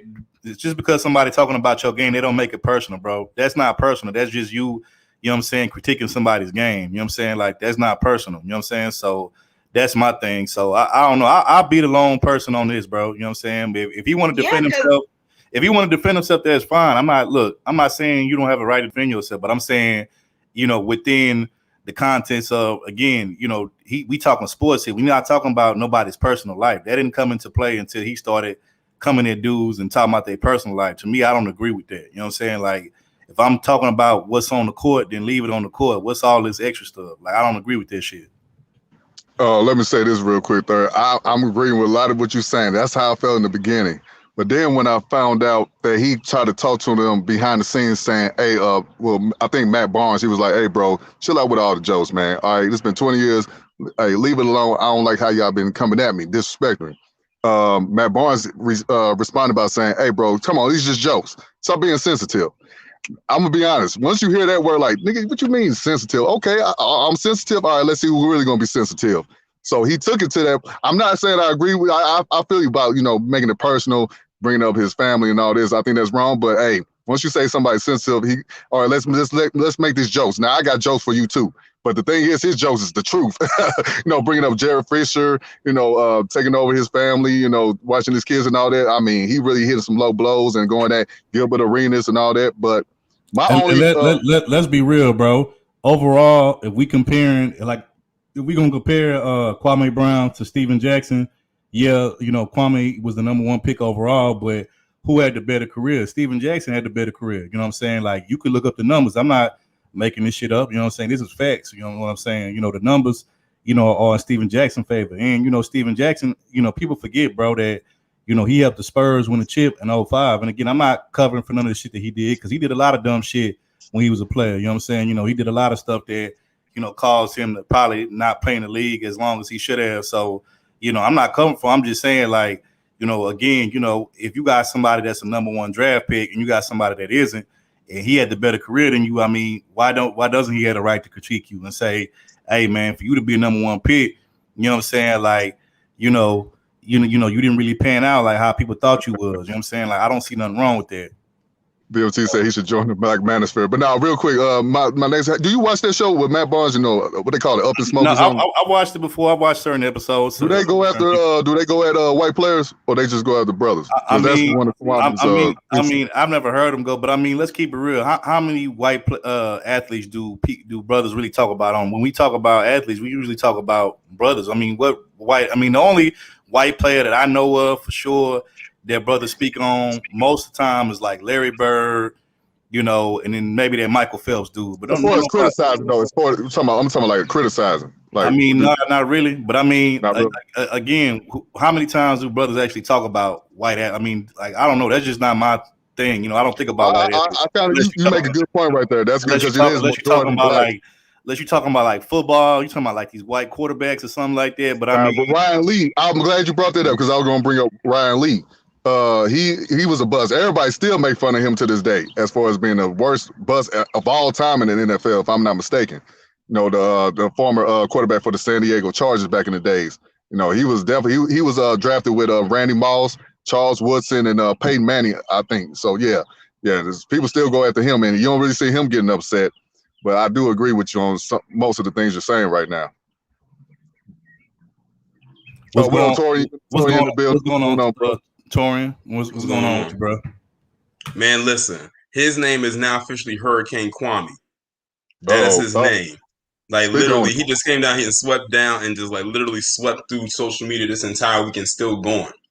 And it's Still crazy going. because like, and I'm gonna be honest with you, a lot of the people that he's been talking about this week had it coming for a long time. A lot of them have never been checked, especially like people like Charlemagne. He's a product of Wendy Williams. Enough said. We know how she get down, and he had no right to come out there and say that stuff what he said about his family. Kwame Brown said some of the stuff he said about my family I didn't even know. He said I had to go and Google some of the stuff that you said, and turned out that it wasn't true. Like that part about his brother being locked up. He said my brother is at work. That part, I'm not even gonna lie, that part did kind of make me laugh a little bit.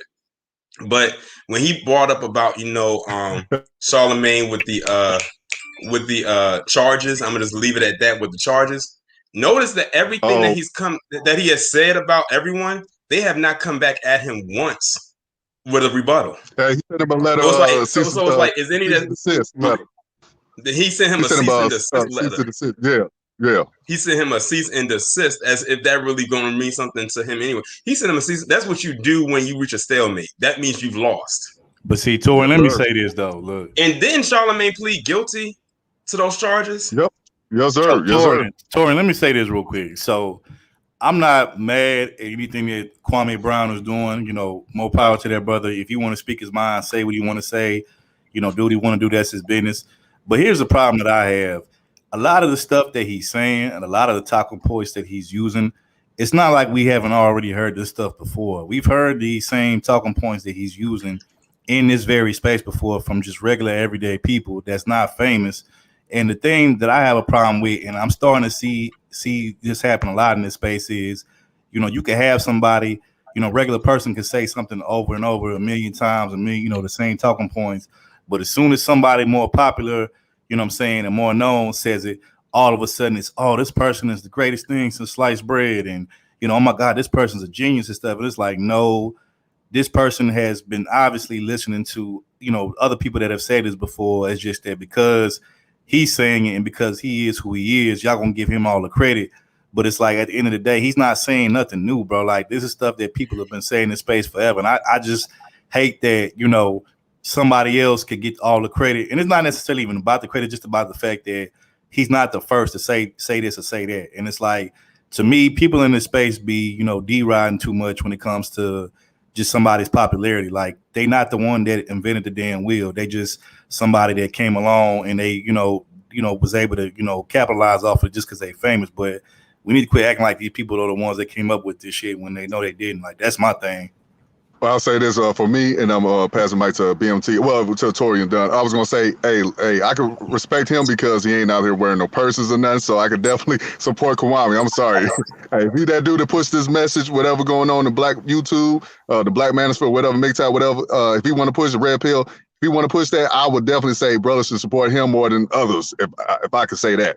But you got him, Tori. We want to wrap it up. Well, I will say is this, that, and I've always said this, is that if you're going to do something like that, you better not be bound by a contract. And we all know what we mean when we say bound by a contract. Here's the thing. This is like the perfect storm for Kwame Brown. He's coming at the necks of a whole bunch of corporate individuals who can't really say what they really want to say back to him. So the ball is always going to be in his court. He knows that. And he's using that to his advantage. That's why some of them can't even come back the way that they want. So now it's going to be, is what he's saying is true? And I'm going to be honest. I think a lot of what he's saying is actually true because we've seen the behavior patterns of a lot of people he's been talking about over the years, like literally like with Jemele Hill, for instance. We already know how she gets now. Stephen A. Smith, enough said. Charlemagne, DJ Envy, Angela Yee, like he's literally coming for heads of people that are bound by a contract. He's not. This is a guy who drives a pickup truck and a tractor and is from the country. And he's basically has free reign now to really speak his mind because he's always been a quiet person. They always say, be careful around them quiet ones because they're the ones that's like sitting there like they're literally taking everything in to use later. But real quick, Tori, then I want to get JT in. I don't know what happened to BMT, but I was going to say, so do you kind of agree with Third saying, okay, even though they have been going at this brother for years, but they just keeping it strictly on the court. They're not bringing another on the outside. Oh, he's jobless. He's broke. He's this and that. They just strictly on the court. Do you think he was wrong for going at people's families? Who came and who first? I mean, they did. But Okay, like I said, again, they kept it strictly on the court though, strictly basketball, right? Or it's just something I don't know. Maybe you could tell me, refresh me, let me know something new. well, from what I know, it was personal because you gotta think. I don't think anybody would come at people's neck like that for days in marathon formation over something that small. So this had to be something that hit him to his core, to him to continuously go in like this. Mm-hmm. And I think now a lot of them are mad because they're going to look at those people with the side eye. They about to be losing audiences. They about to be losing ratings. They about to get phone calls. So now it's like this. That's why I say it's like a perfect storm for him.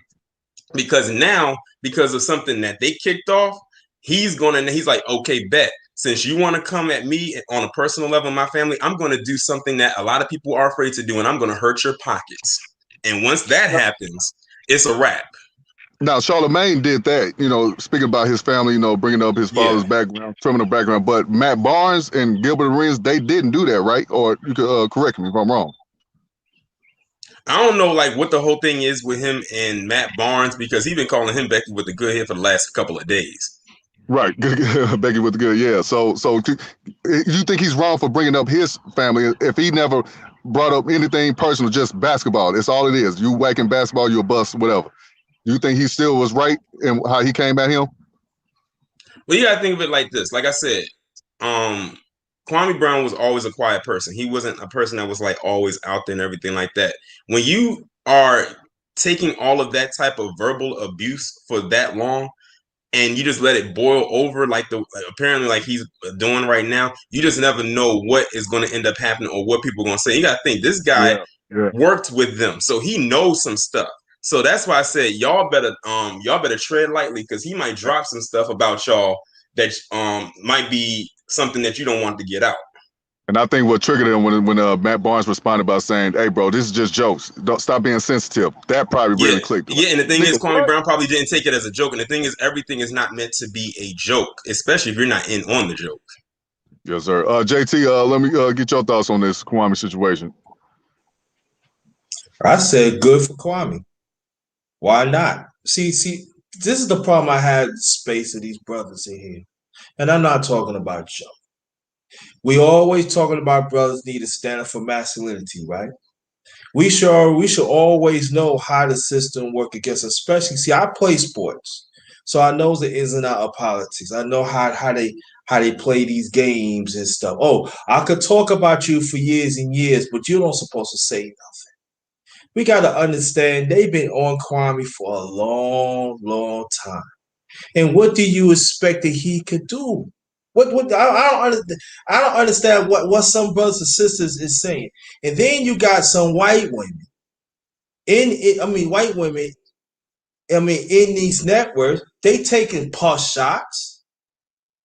But these are brothers that work in the media, they protecting them. And sometimes they be off. Most of the time they be off on how they talk about these brothers. But nobody don't want to talk about that. And to me, hey, what's good is good. Because somebody's gonna talk about me for a long time, and I'm minding my business, and I'm living my life. I already know such, and you keep come after me. What you think I'm supposed to do? I'm supposed to stab and keep on taking it and taking it and taking it, and then you talking about the brother Matt. He said something derogatory about the next brother to suck. I ain't gonna say it. Yeah. But he ain't supposed to say nothing. Hold on. Let me say something. Bro, American Negro. For Kwame to be a number one pick, he was a buzz, bro. He was not all of that, bro. He was a buzz, bro. That's why, these different players got on him because, here's the thing. People don't realize, bro, when you get picked, especially when you get a top 10 pick, top 5 pick, but particularly the number 1 overall pick, there's a lot of weight and responsibility that comes with that. You're expected to go out there and perform. Now, I get it in a realistic world, they don't always pan out like that. But, he was a buzz, bro. By all means, like I said, if anybody want to debate me, bro, Steven Jackson had the better career as far as numbers-wise, stats-wise. He had the better career. Like I said, if you don't believe me, you can look up the numbers. And like I said, he was crucial in helping the Spurs win a chip in 05. And this ain't me trying to defend Stephen Jackson. Just me just being honest. Like, it is what it is, bro. Like, I don't understand why people. I get it. Right now, he's hot, so everybody want to ride the Kwame train. Everybody want to, it is what it is. The numbers don't lie. Let me finish this, and I'm gonna put this out there. I'm not riding nobody. I'm just stating what happened going on throughout the years. And I'm saying we're going to stick about basketball, let's stick about basketball. But I'm saying is that these people in the media, as you already know, they got a lot of skeletons. And I'm just saying, my father had to say it. Listen, you keep on poking at me, I'm coming out with the skeletons. And when I come out, don't say nothing. And I'm saying it's this. Keep on poking at a person, you keep on poking at a person, something is going to happen. That's how life is. And that's all I'm going to say about that. Y'all keep on doing the great work. Hey, JT, hold on. Before you leave, I was going to ask you this, though. If you could, you kind of older than us. Ryan Lee, right? The quarterback for the Chargers, or former quarterback. Would you agree that he's been made fun of way more than Kwame or anybody else as far as being a bust? No. Okay. He haven't. No. So you think who have been? So Kwame been the most disrespected as far as being a bust? At this time, yes. Because I remember when Ryan Lee. I remember Ryan Lee was playing, and I mean he was a bust too. But but what happened was along the way, they pick on him, yeah. But along the way, he got jobs. Deserved. You know what I'm saying? This is the thing we don't want to talk about it either. He got jobs. Nobody offered Kwame a job. And again, I'm not really taking. I want you to understand the content. What I'm saying, they help out Ryan Lee. Yep, that's true. The NBA did not help him, and then you still got these brothers and sisters still on his neck. Now, if we say that we all about helping each other. I'm not saying, you give him anything he wants, but I'm saying give him a call or something. There's something that you need. Hold on. Get him a job. No. Or do something. My bad. I was going to say this. Okay, so if you really want to be honest, this whole Kwame Brown, ragging on him and stuff like that really started from Stephen A. Smith. He was the one that really spearheaded that whole, Kwame Brown is a bust.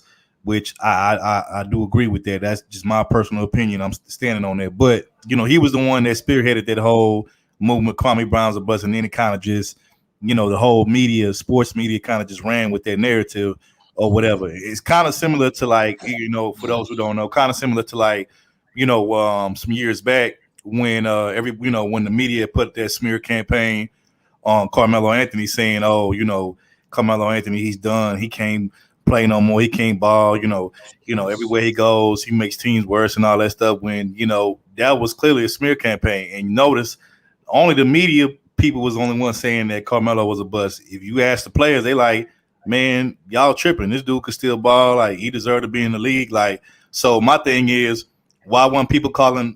When the media start calling Melo a bust or saying that he wouldn't deserve to be in the league? Why was all these other players? Why was they, coming to his defense and, saying that he deserved another chance to be in the league? But, when people was calling Kwame a bust, most of the players agree with it. Like, at the end of the day, bro, don't nobody know or have a better read on other players but the players that actually playing the game with said players. So, I mean, that's all I'm going to say on that. Well, hey, JT, I appreciate you. You ain't had to stay. I just wanted to ask you that question, but I mean, if you want to stay, you definitely can. Because I got caught up. I want to finish my point, and then I can leave because I got to spend time with my godson. All right, go ahead. Finish up. You got it, JT. You got it. My bad. No problem. My point is this: that yes, we have to protect the space. Yes. Us brothers got to do more, be more decisive how we say things. But I'm saying this, that Stephen A. Smith and the rest, and we have to understand they work under an establishment that is not really talking about masculinity, and I'm talking about us as black men. And we have to understand they are operating at a certain racial, that they not going to go against the system, go against the wheel that feeds them. And we have to understand it very loud and clear. And so I'm all about calling people out. If they do something wrong, that if it's a pattern, yes.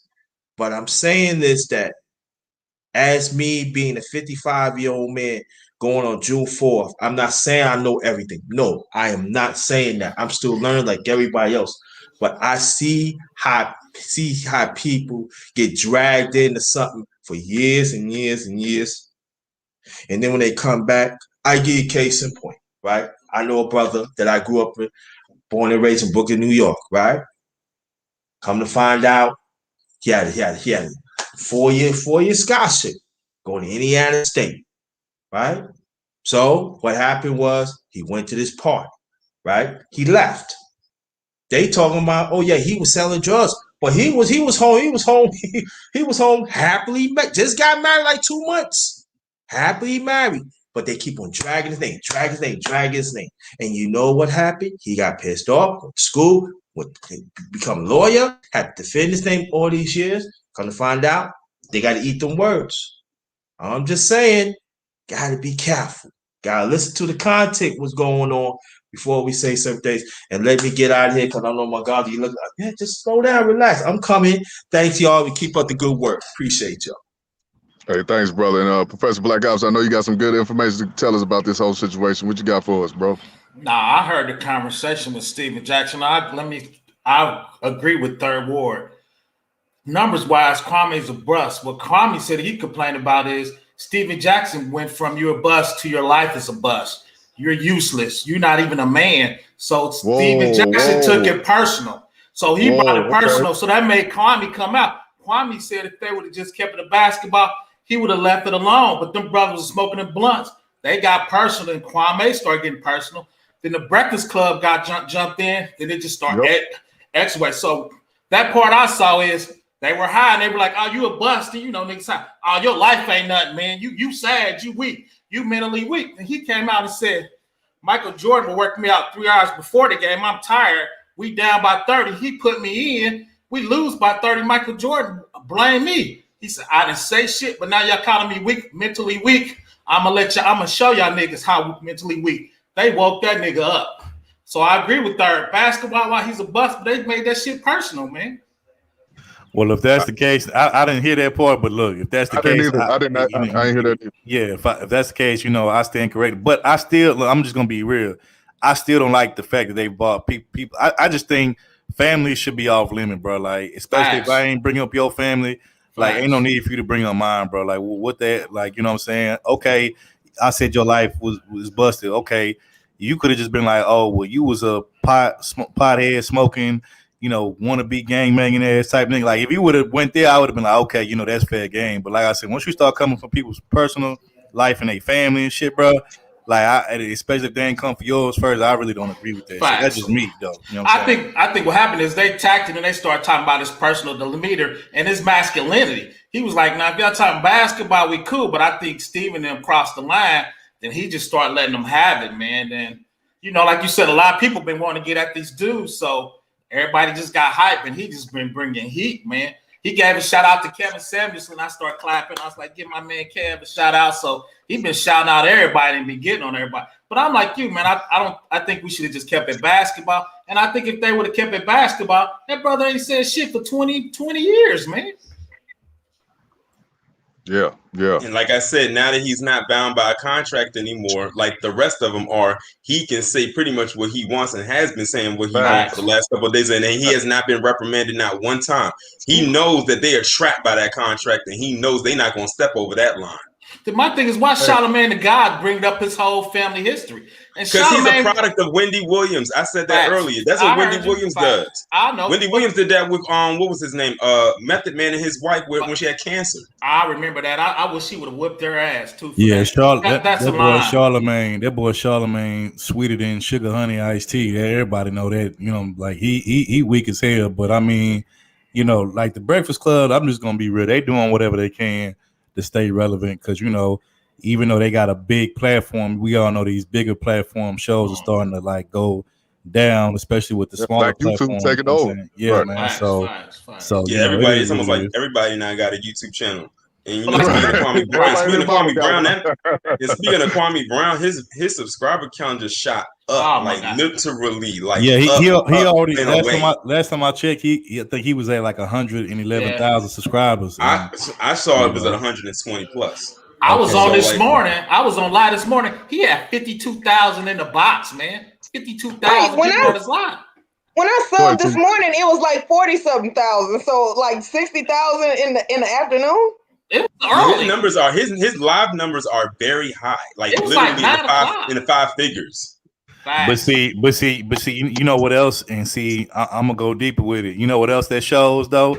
And I hate to go there, but it's what it goes to show you is that at the end of the day, most people don't really appreciate real content. They appreciate the drama, the bullshit, and the fuck shit, the nigga shit. Because if Kwame Brown was to come out talking about some real live shit, some shit that, and some of the shit that he's been talking about, the values and stuff, this is stuff that people have already talked about in this space. But like I said, because he is who he is and the type of notoriety and fame he has, like I said, when he says it's, oh my God, he's such a brilliant genius person. It's like, no, bro, like everybody's been saying this shit in this space.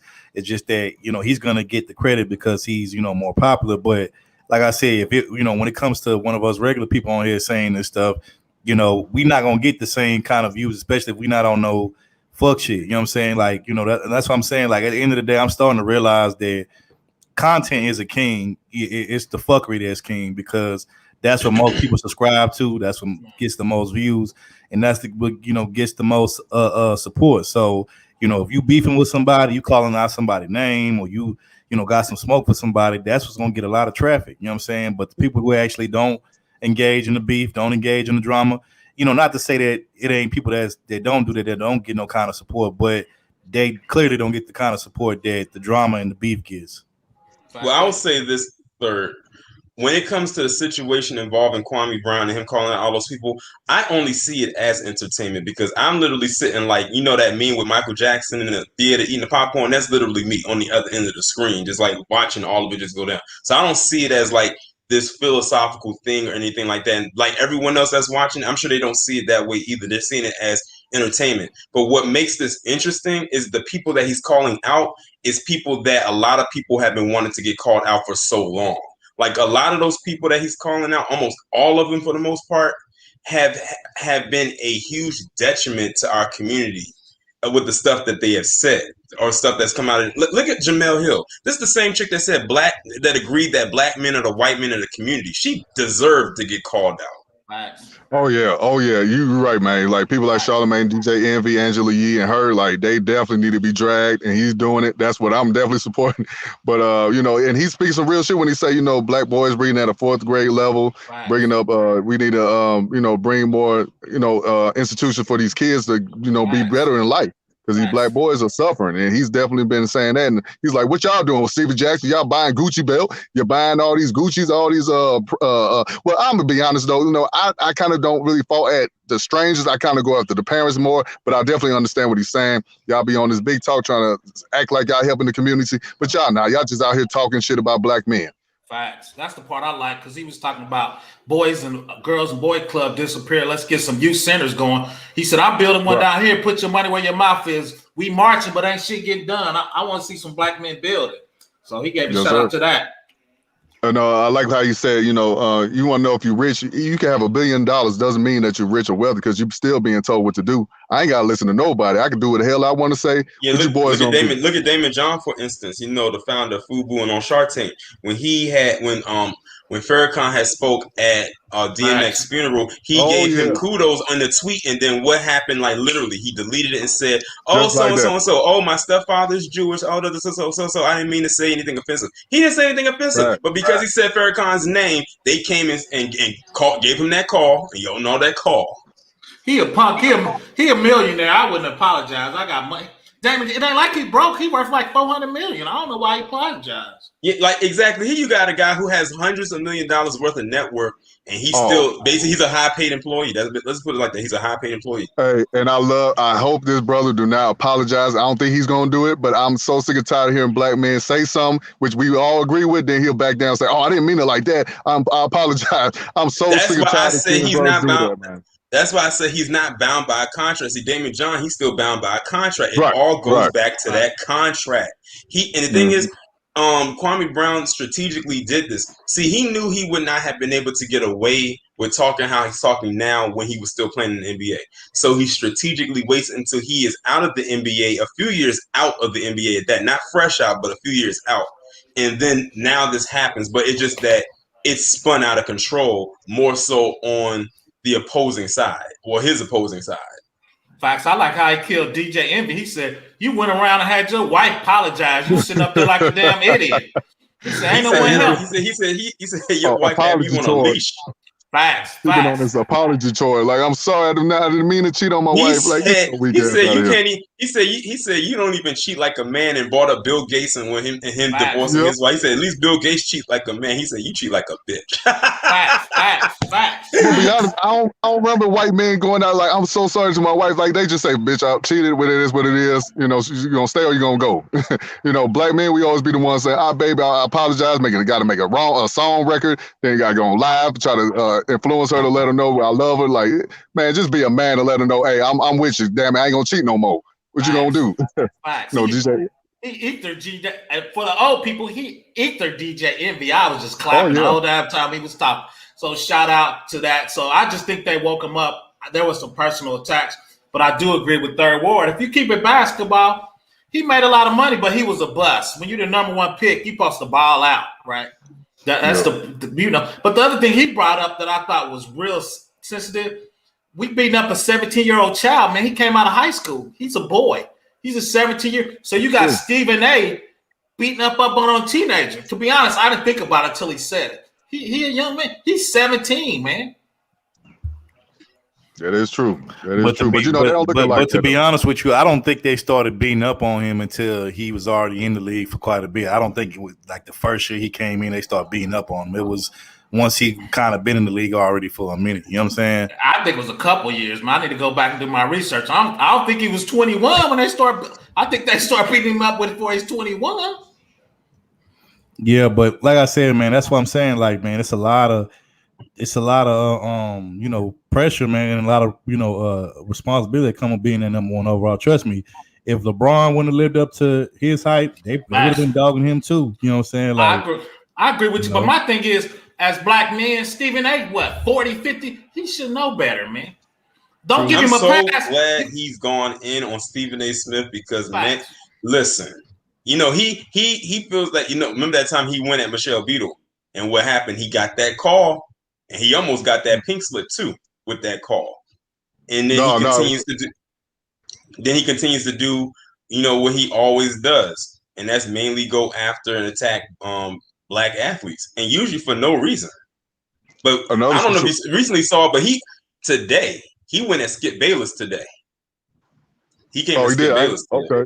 But I was going to say about Stephen A. Smith, he was also bringing up the Ray Rice situation with his wife. He was like, "Hey, some women do provoke men to do stuff." He got that call, like you said, and he apologized. He said, "We should never disrespect women." I was like, damn, that was fast. The crazy thing is, he's the highest paid dude. He make like $8 million a year. Actually, man. it's $10 million. It's $10 million. Man, that's just crazy though. Yeah, the only person that's below him, I think, is Skip. Skip's like the only one that's, and the reason why they made him the highest paid is because he actually at the time, remember the whole time period with the whole Colin Kaepernick thing, the whole, kneeling and all this kind of stuff. Well, these sports stations and stuff like that, these sports channels, they started going the more political route, and it pissed off a lot of the fans because, the fans is like, if we want to watch politics, we can just turn on CNN or whatever, all these other little political channels. Sports, we want our sports to be separate from, the regular everyday politics, right? And so they, their numbers at ESPN start, going in the trash, and so a lot of the people that was like the top analysts and stuff, they was leaving, jumping ship, going over to the Fox Sports News station where Shannon and Skip had a show. You know, remember Shannon? Not Shannon. Skip left ESPN to go over to Fox because they gave him a big bag, and you know they gave him a little bit more freedom. And so they was gonna lose Stephen A. Smith. I think his contract was like about to be up, and you know they was like, well, damn, we really don't have nobody else that's a notable, you know, person over here. You know what I'm saying? And you know, we already kind of like going in the tank. So they pretty much gave him that big contract to stay and to kind of be like the face of ESPN now because you know he was gonna leave. From what I heard, he was gonna go to Fox, but you know, they paid him that big bag and he stays. So now he's the man over there. Now, you know, he's the big man on campus, so to speak. So that's why he getting paid all that money because he's really was like the only popular or, you know, recognizable name over there at the time. But Stephen A. really a conservative. So it's kind of weird to watch him toe that line. He's actually conservative, but I don't know. Like you said, hey man, you know niggas will dance the fuck out of any situation for that bread. You already know, man. Basically, Stephen A. is Stephen A. is the Tucker Carlson of ESPN. The facts. Hey man, and that's not that is not a good comparison. I know you got me thinking now, man. I didn't think of it like that, Torrin. You got me thinking. Go ahead, Third. I got to think about that. No, I'm just saying, bro. Trust me, bro. You know, the most niggas, bro, they got a price, and you put a big enough price on the table, they'll start tap dancing, you know, to the beat or wherever they, you know, you want them to. So that's what I told my students, man. Everything got a value. I'm from the hood. I can get you killed for $10,000. So everything got a price on me. Everything got a price. So, Professor Black Ops, did you watch do you be watching the Matt Barnes show? What they call Up in Smoke or something? I don't. But what happened? It's all the smoke. All the smoke. Yeah. What happened is with Torrin, the vouch for this is so many people are slicing his shows up. I listened to somebody and they sliced that part out the front of it where they started getting personal. Then they showed him responding because he's the new Kevin Samuelson. Everybody's doing a report of every show he does. People are slicing it up, so they showed the slice of that where they were getting personal.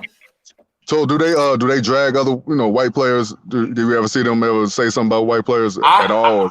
I haven't. I don't watch it, but somebody else brought that up, and they were trying to go back in history to see if they actually do that. But you know, I think they feel comfortable because they know a lot of black players. They're cool with most of them. Are cool with people around them, and like Torrin said, they ain't gonna get that call, man. So I think it's just that lane, man. And two is the league is 80% black. So go ahead. I'm not saying I was gonna say that majority black, right? I'm not saying that brothers shouldn't go in on white athletes that don't live up to their expectation. But like I said, I just personally think, I just don't think a lot of brothers, when we think about athletes, we don't really be thinking about white athletes. I agree with that, sir. We just, especially in basketball. Yeah, basketball, football, we think about brothers, bro. We don't be thinking about the only, white players that we may think about from time to time, is, these quarterbacks. As quarterbacks, you got these quarterbacks, you know what I'm saying, but like now, if you look at the league now the league, especially the NFL, most of these quarterbacks nowadays, these younger, they either, black dudes or half black, half white dudes, you know what I'm saying? So even now, like the white player in, the NFL, starting to kind of like die out now, you know what I'm saying? So I mean, it is what it is. I don't just think we really be worried about white players like that. Like I'm gonna keep it, the only white players that really just, I could say they really just like I was like, I guess, shocked or amazed by, if we talking like basketball, you got guys like what was his name? They called him White Chocolate. Chris. Jason Williams. Jason Williams. Jason Williams. You had Larry Bird, which is like the number one white dude that everybody praises or has love for. Hey, Steve Nash. Don't forget Steve Nash. Yeah, you got Steve. You got Steve Nash. You got Steve Nash. You got Steve Nash. Dirk Nowitzki too, man. Dirk. You got I think Jason Kidd, is he like half and half? I think he might be like half. I think he mixed. Yeah. So, but I mean, that's like 5 players that I just named, bro. Like compared to that's probably all you going to name. Yeah, exactly. You know what I'm saying? You gotta go back to Pete Maravich before y'all were born and shit. Jerry West. What was that? West. What was that Lakers player? White boy name? Jerry West. Yeah, the logo. you see how far you going back, bro? To like, you know what I'm saying? Like, it's really worse than that. And you also got George Marathon. Say that again, Torian. Repeat that. George Marathon. Oh man, he just was a big dude. He didn't ball. He just stood there. I mean, we naming players. We didn't have to say whether they was good. We just naming them. Hold up. I guess the big when I think back is what's the last white player that was the number one pick in basketball? That was the number one. Now you got to maybe go to Google for this one. See, y'all making my point though. That's what I'm saying. Like, and then, like, for instance, even if you look at, like, let's look at a sport like baseball, which has always been historically a white sport. Like, you know, within the past, I want to say 20, 30 years, baseball. Now, when you think about baseball, you think about, you know, the Latins and the Hispanics. You know what I'm saying? They've taken over baseball. And then if you even think about some of the greatest hitters, these are these is mostly. Black guys, Barry Bonds, Ken Griffey Jr., you know what I'm saying? Like, these is, Hank Aaron, you know what I'm saying? These is all black dudes. So, I mean, like I said, it's really the only sport you're going to really just, like, to me, something like maybe hockey or some shit like that, golf, you know what I'm saying? Like, these are the ones that I think Tiger Woods took over golf. That nigga got me playing golf. I'll be out there with my wave cap on trying to golf like Tiger Woods and shit. I love that. And speaking of white dominated sports, I had saw on Instagram the other day where they were talking about hockey, and they had said for the first time ever in like NHL history, they had 3 black players in the starting lineup. I forgot what team it was, but they had 3 black players. Yeah, they had 3 black players in the starting lineup, which they have never had before. Usually they'll probably have 1, but not more than 1. Maybe 2, but not more than 2. But they had 3. I think all them black dudes from Canada. If you Google it, I think the 3 black dudes are from Canada. But go ahead. And ironically, hockey started with black people in Canada. They even made a book about it called Black Ice. Facts. So yeah, them brothers be from Canada, man. That's their national sport. Hey, real quick, then we're gonna wrap it up to the next topic. I want to ask you brothers this though. Okay, we know. I think we all could agree the biggest bust in NFL was Ryan Lee, or y'all could probably say somebody else. Nah, we facts. all agree. Who's the biggest bust in the NBA? Probably Kwame.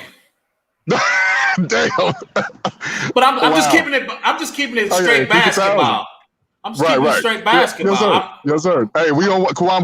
We don't want no smoke, man. Leave us alone. We just keep it back. Up alert. He was up alert. I'm gonna talk about these niggas over here on something called For the Record TV. Right. Let me get that.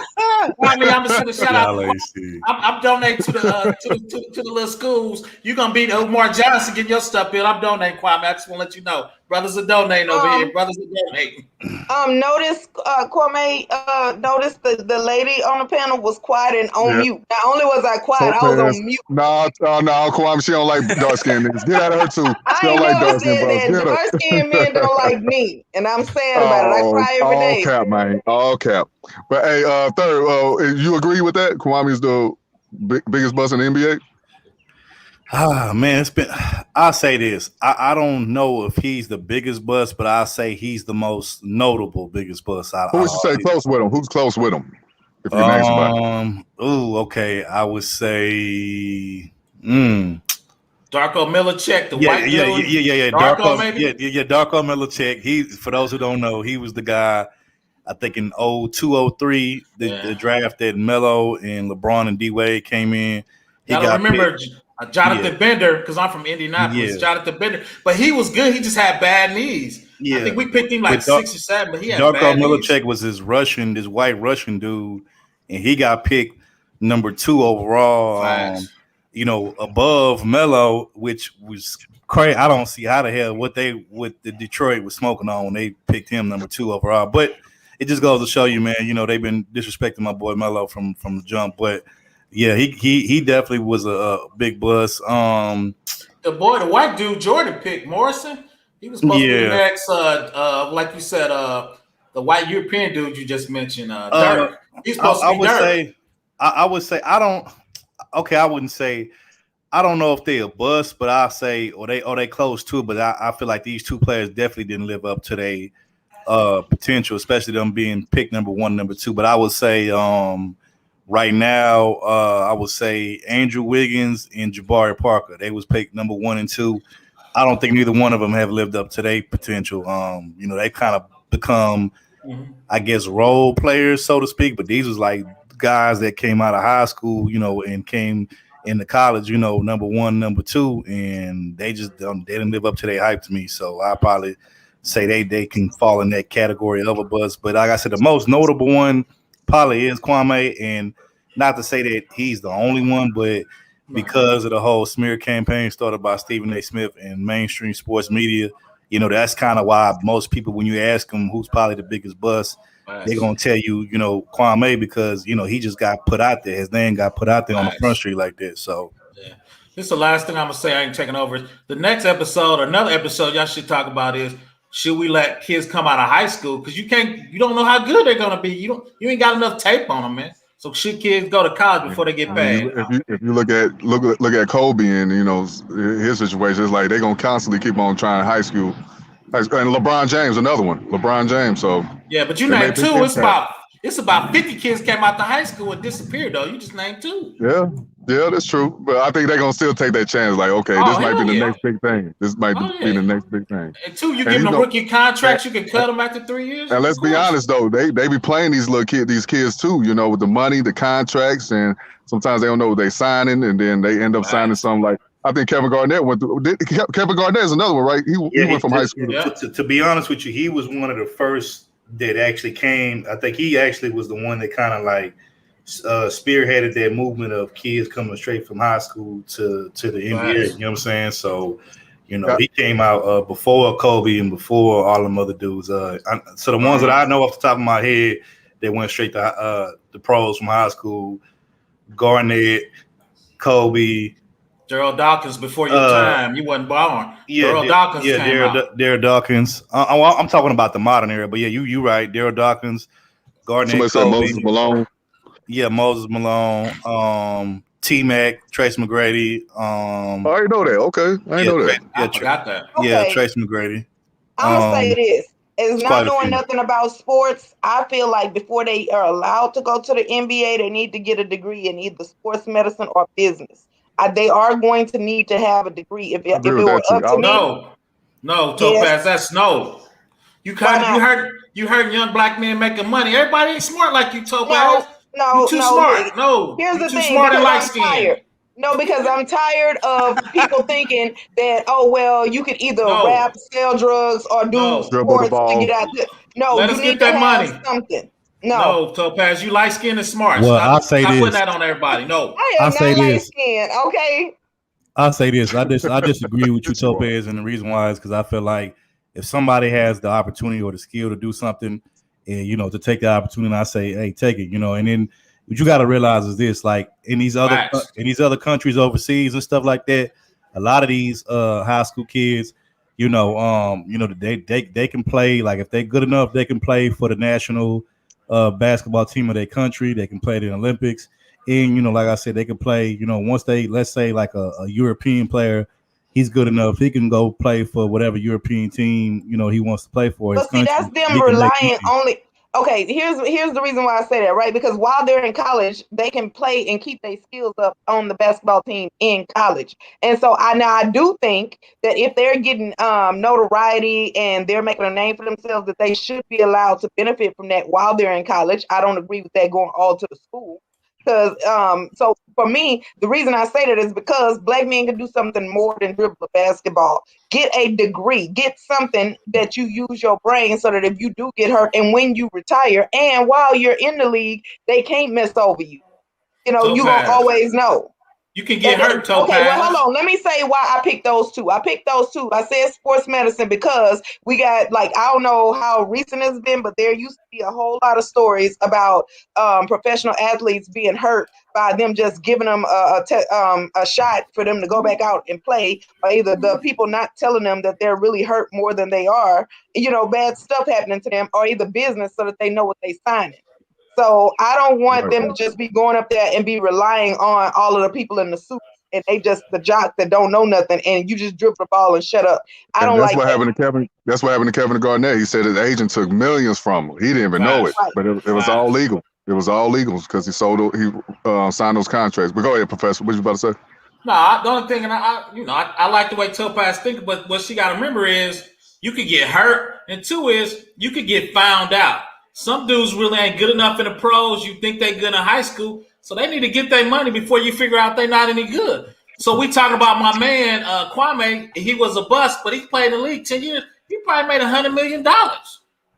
Yeah, but if they was gonna find out that he ain't shit on the court, they was gonna find that out anyway. What's the point of him building up a life, relying on all of that money, and then having a now he got to defend it. Now he living from pillar to post, comparatively. Anyway, your first contract $10 million. I could fake you. I get my $10 million and live a happy life. Like he was driving the tractor till they started getting personal. He had 30 acres driving the tractor till they got personal. Then they woke him up. So that's a good life.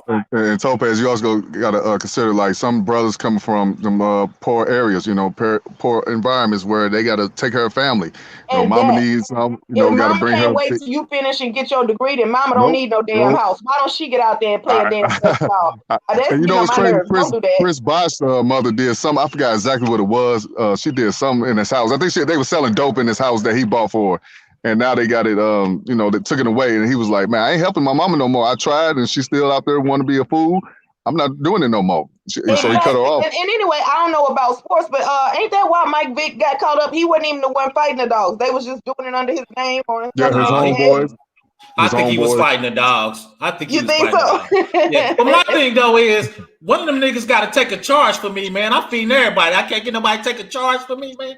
Come on, I'm going to get a good lawyer for you. See, that's what I'm talking about. See, for me, I want more black people to have to go sit through college so that they can know that it takes dedication and drive in addition to intelligence. I get so tired of people coming up real quick and then they dumb as hell with just a whole bunch of money affecting people's lives and shit.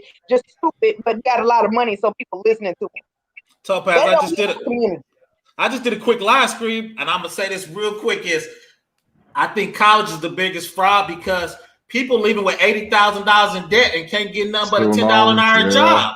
The damn student loans, you're right. Yeah, so I don't think college is built the way it's built now. It's not for the majority of people. You can't come out over $80,000 with debt and can only get a $10 an hour job. There's some fraud there. And student loans is the only form of debt that you cannot file bankruptcy on. Like you gotta pay. Facts. Because I'm a professor. I got some ideas about how to handle that. Go ahead, Topaz. I'm a professor in real life, so I see it. Go ahead, Topaz. Oh, no, I was just saying, I got ideas on how to handle that, too. Because, see, here's the thing, right? The reason... Topaz the plug. Whatever. The reason why these colleges are charging this amount of money is because people can get loans to pay for it. Your credit, it can be horrible, and you can get a loan. All you got to do is be enrolled. That's it. You don't have to show no credit on nothing. So I feel like if more people would stop getting loans and just pay for it out of pocket, even if it take you 11 years to do it, you pay for it out of pocket, that would drive down the cost because fewer people would go. And so here's another thing is that if a whole lot of people ain't got a degree, they're going to have to pay the people with degrees even more, or either they're going to start accepting autodidactic people into these jobs. So what is autodidactic? I mean, you teach yourself. So what I'm saying is if you go to college, it don't matter if you just go in there and writing what they want you to write on the paper. You got to actually be internalizing the knowledge, and you can do that outside of a building as long as you know the skill. But they are requiring you to get this paper because it's all a hustle. That means you owe now the government. The government is paying these colleges, and the colleges can drive up the cost because they can tell the government anything because they don't be caring. They just gonna give them the money and then say, hey, we got you on the hook now. You got to pay us this back. And for the record, I didn't get loans. I had scholarships, so I ain't have all them problems. Oh, stun on them, flexing on them. Yes, I did. Yes, I did. Hey, this is all pretty privileged. That's all it was. Oh, whatever. That was my whole brain, Brandon. You are a hater. The only thing I say is the tech bros, we repping certifications. You can get certifications in IT and slide into the game without a lot of debt. So the tech bros saying get them certifications. Yeah, that too.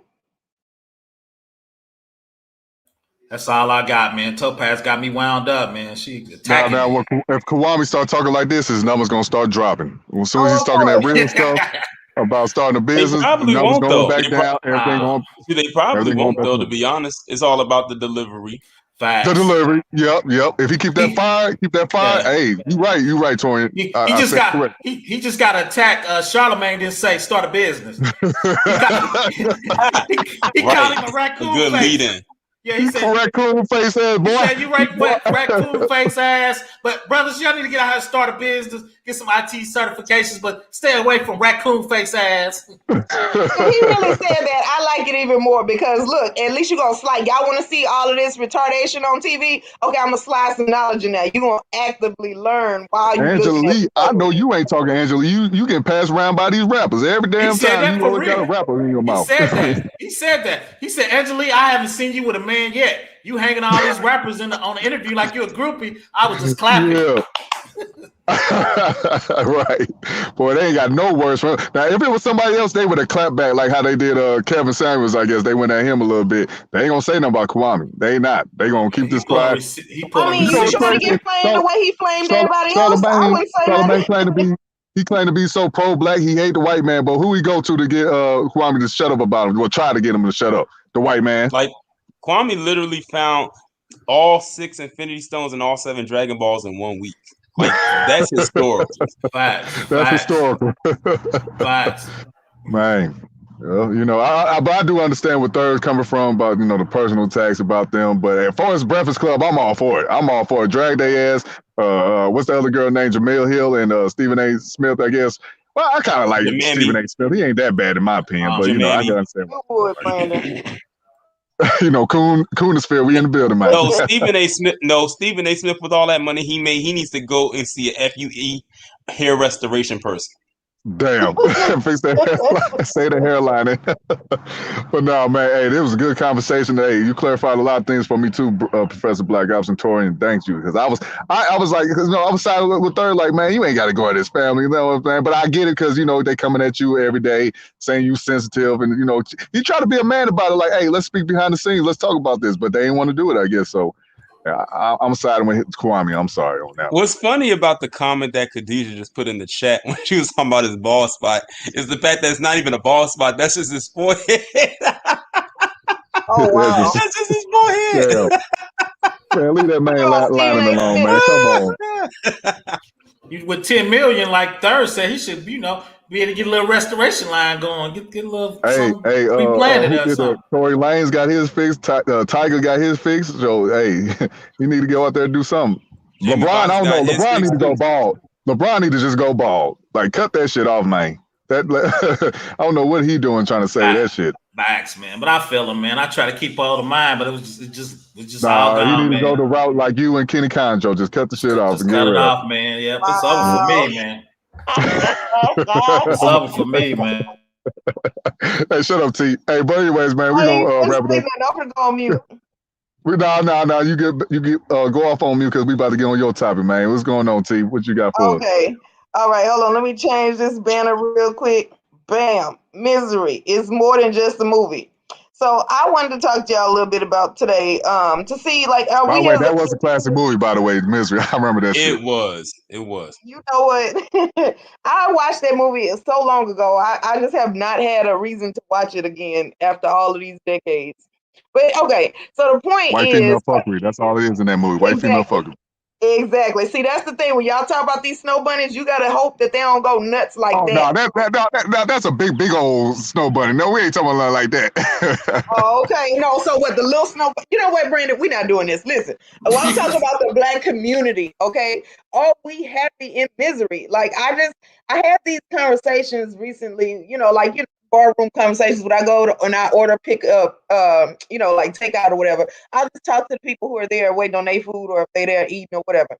So I was having this conversation, like if you notice, Black people will find a reason to tell you that something not gonna work. They tell you, it's like you're praised in the Black community for staying mediocre. Everybody likes to just stay status quo, do just enough to get the minimal amount of money that you can get. And then like another thing that we do as a people, I don't personally, and I hate it, but everybody does. You buy what you splurge on what you want and then beg for what you need. And then complain, those people need to give me my reparations. I get tired of hearing that conversation. So they say they got your money. They say they ain't paying. What you gonna do? So the point of all of this, if there have been, and I want to go around the panel and see if y'all have any stories about when people are just trapped in misery. because I don't understand why it's like it don't sound fun the way they describe it. They complain the whole time, but they're not motivated to do anything to make their life better. And like y'all were talking about a few minutes ago, we are addicted to the fuckery. If there was a channel where you know, like let's say I created a YouTube channel and it was all about whatever degree you wanted to get, it's free. All you got to do is watch the videos and take the quizzes afterwards. You ain't got to pay nothing, whatever degree you want. How many doctors and lawyers you think we have coming out of that channel versus the ones that are still gravitating to all of the beef and fuckery? Facts. Oh, there'll be a lot on that channel, yeah. Exactly. So I just have a question, like, as Black people, are we comfortable in misery? Do we like that better? Do we need, I feel like a lot of people just go around looking for a reason. See, the reason why we gravitate to a fuckery because it makes us feel good about ourselves. Yes. We might be going through something, but to see somebody else suffering even worse, like we tuning in. Like, oh shit, rich people going through it.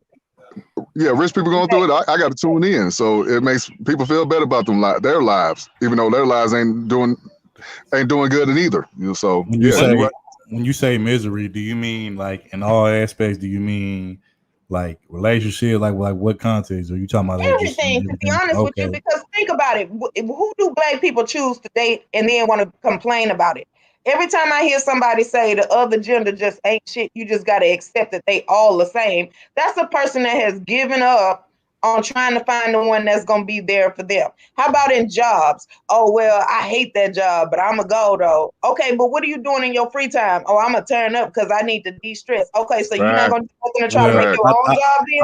I will say this. I think the problem is that, like, you know, everybody has their issues, right? Everybody, you know, there's no such thing as a perfect person. I think a lot of times, you know, both men and women, we try to, like when we say we want this person, you know, the person that we want to spend our lives with and all this type of stuff, like, you know, it's nothing wrong with having standards, but I think sometimes we get so, you know, nitpicky to the point to where it's like the one thing that they may not have or the one thing that, you know, they may lack, but everything else they might be, you know, pretty decent in or whatever. It's like we'll discount that person for that one thing. So it's like, to me, that's where the problem is. Like, there's no perfect person. Like, in life, you're not gonna always get everything that you want. You may get a good portion of what you want, but you're not gonna always get what you want. Like every single little thing. And I think that's where we fall short. We like, oh, well, this person don't have this person don't have that. Well, you know what? Okay, and it's like this person could be a whole, you know, that could be the right person for you, but because they're missing one thing, like you're gonna choose to overlook them. But then, like you said, they'll go be with somebody else who might not even have half the things that they got, but because they make them feel some kind of way, it's like, oh, I'm gonna just deal with that bullshit over here. But it's like, you know, we a lot of the times, man, we on some backwards shit. Like we be doing a lot of shit backwards, man. Like that's just how I look at it, to be honest with you. And that's a good point. And so my question to that is, okay, then why complain about it? That means you already know the reason why you staying with that person. So what are you wanting to complain about? And then, like, people don't want you to actually fix the problem. If you give them like a solution that could possibly work, they're never gonna try that because, girl, I ain't finna do all that. I'ma just stay. So okay, so you're just gonna take up 20 minutes out of my day to whine and complain about it, and then that's it, right? So that means the problem with most Black folks that I see, and this is both men and women, you know, we have a bad issue of we're never satisfied with nothing. You know, we always want more and more and more, and it's like it's nothing wrong with wanting more, but it's like at what point are we gonna let that consume us? You know what I'm saying? And it's like, you know, we always looking at what somebody hasn't done instead of appreciating what somebody has done. I think that's like one of the major issues, especially when it comes to relationships between Black men and Black women. It's like, oh, you ain't do this, you ain't do that. But it's like, well, damn, but what about all the shit that I have done? You know what I'm saying? It's like that shit gets overlooked, and it's like it's like almost like a bottomless pit of always wanting more of everything. And it's like that's a bad thing. You know, you know how sometimes they say when you have, you know, having too many choices can be just as bad as having like a few choices. It's kind of like that. You know what I'm saying? Mm-hmm. Well, and then so my answer to that would be, okay, well then if you already know that you overreacting, your heart still ain't in getting better. If you still nitpicking them, you just ain't telling that person. You just ain't leaving. but you still looking through this person, combing through their life with a fine-tooth comb, looking for something to nitpick about. So you still ain't actually learned a lesson. So my issue is this, right? If you, first of all, being grounded in reality, right? You know what you're capable of achieving and getting, and then you get there. If you are still bitching and complaining about it, why is that not being accompanied with work to do to get something better? And if you realize you can't get nothing better, then you probably need to not only shut up, but rearrange your mind and your thoughts to understand that this is what's best for you. So you shitting on something that's best for you, how about you end up with nothing? Question. I'm glad you brought that up because you made me just think about something. So with that being said, would you say that one of Black people's biggest downfalls when it comes to us is that, you know, we're too nitpicky and too petty at times over shit that we probably shouldn't be? Do you think that's one of our to our detriment? Do you think that that's what's going on with us? Facts. I do think we do that, and it's a problem, but I don't think it's one of the biggest problems. I think we got bigger shit that we do, but we shouldn't be doing that either. Is some of it systematic, Topaz? Huh? Is some of it systematic racism? Well, look, okay, so, but here's the thing. This is another point, right? Yeah, we all know that system. Nobody is even fighting against the fact that racism is systematic now. But it's like, okay, so they know they're doing it. They say they're not going to dismantle nothing. So what you going to do? Like, I mean, at this point, you know it exists. Nobody's fighting you on that. Now, you either going to just sit down and take it, or you going to get up and do something about it. I'm tired of all the whining. Well, better yet, maybe we can be like the agents and have them talk about us for a year, and we might be able to get a bill drafted because that's all they had to do. Facts. And you know why we will never get that is because, see, they know, right, that Asians, if you talk about them for a year, that's all you get, because they will go home and form like Voltron and then mess up all your cargo and your imports, all of the stuff that we've been. Come on now, it's a consequence. There's no consequence for talking shit about Black people. I think another issue, particularly when it comes to Black men and Black women, is that I kind of feel like, and I've seen this happen before, many other people in their relationships. I kind of feel like, you know, people are always looking at somebody else's situation and valuing what they have instead of valuing what they situation that they have with that particular individual that they with. And I think that's a problem because it's like, what's for somebody else is for somebody else. They may not be for me. Whatever is for, you know, the next person or the next couple, they may not be for me and mine. You know what I'm saying? So it's like, why am I always, you know, trying to look at my relationship through the lenses of somebody else's? Like, we might not be having the same issues or, you know, going through the same stuff. So it's like, I never understood that. It's like, we got to stop comparing each other's relationships to the next, but like, no, everybody's situation is different. And I think that's a major issue, you know, for a lot of couples and a lot of Black people, period. And I think to your point, Third, that Black people are nitpicky because they addicted to complaining. If they can nitpick something, what they're looking for is something to be unhappy about. You better be quiet for the sister to hear you talk. I don't give a fuck. You know, I don't care. They can show up, and what they gonna do? Prove me wrong. You know, and I thought about doing a series like, okay, to prove me wrong, just say a bunch of unpopular stuff just to see who actually has a point to make when they come up here complaining. I'm there, Topaz. I'm there. I'm ready. I thought about being controversial. You know what? You brought up a good point, Topaz. Speaking to that, you know, you saying that a lot of Black people love to complain or like to find something to complain about. You know, it kind of goes to like, you ever met like, or you ever knew somebody like a couple, right? That, not to say they was perfect, because like I say, no such thing, but for the most part, they was functional. Everything was pretty straight with them, or whatever. And, you know, it's almost like you have outsiders that be like, oh, you know, you be like, oh, you know, they be like trying to like plant seeds of doubt in that person's relationship. And they be like, well, he's responsible. He do this, he do that. Well, some gotta be wrong with him, girl. Somebody, you know, he just, I don't just believe, some gotta be wrong. He probably cheating on you. He did. And it's like, not to say, like I said, no, there's no such, everybody has their issues, but it's like, we are really bad about doing that. You know, we really bad about, it's like you said, we just gotta find, even when there's nothing there to get upset about or to, you know, to trip out about. It's like, we just gotta make some shit up or find some shit to, you know, to just stir some shit up. Cause it's like, we can't be at ease or comfortable with knowing that we in a good situation. There's always gotta be some kind of something behind it. You know, it's always a too good to be true type of moment. You know what I'm saying?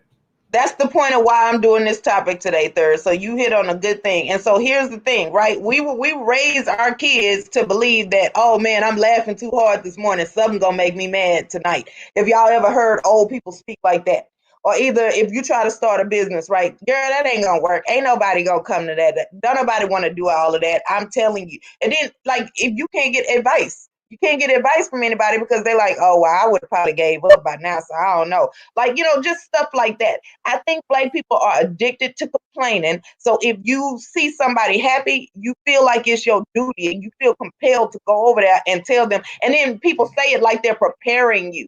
They act like it's mature to just think the negative all of the time. No, I think that we as a people have lost the ability to have discernment. Sometimes when something is good, you owe it, you have a duty to accept it in a positive attitude. You don't always have to look for the worst. Looking for the worst is going to bring it out. You know, something the saying that probably wasn't even there. Oh, go ahead, Brandon. Yeah, I was just like, you know, the saying, you know, misery needs company. You know, it's like, you know, people that need that, they need somebody to give them sympathy, or they need to bring somebody down with them.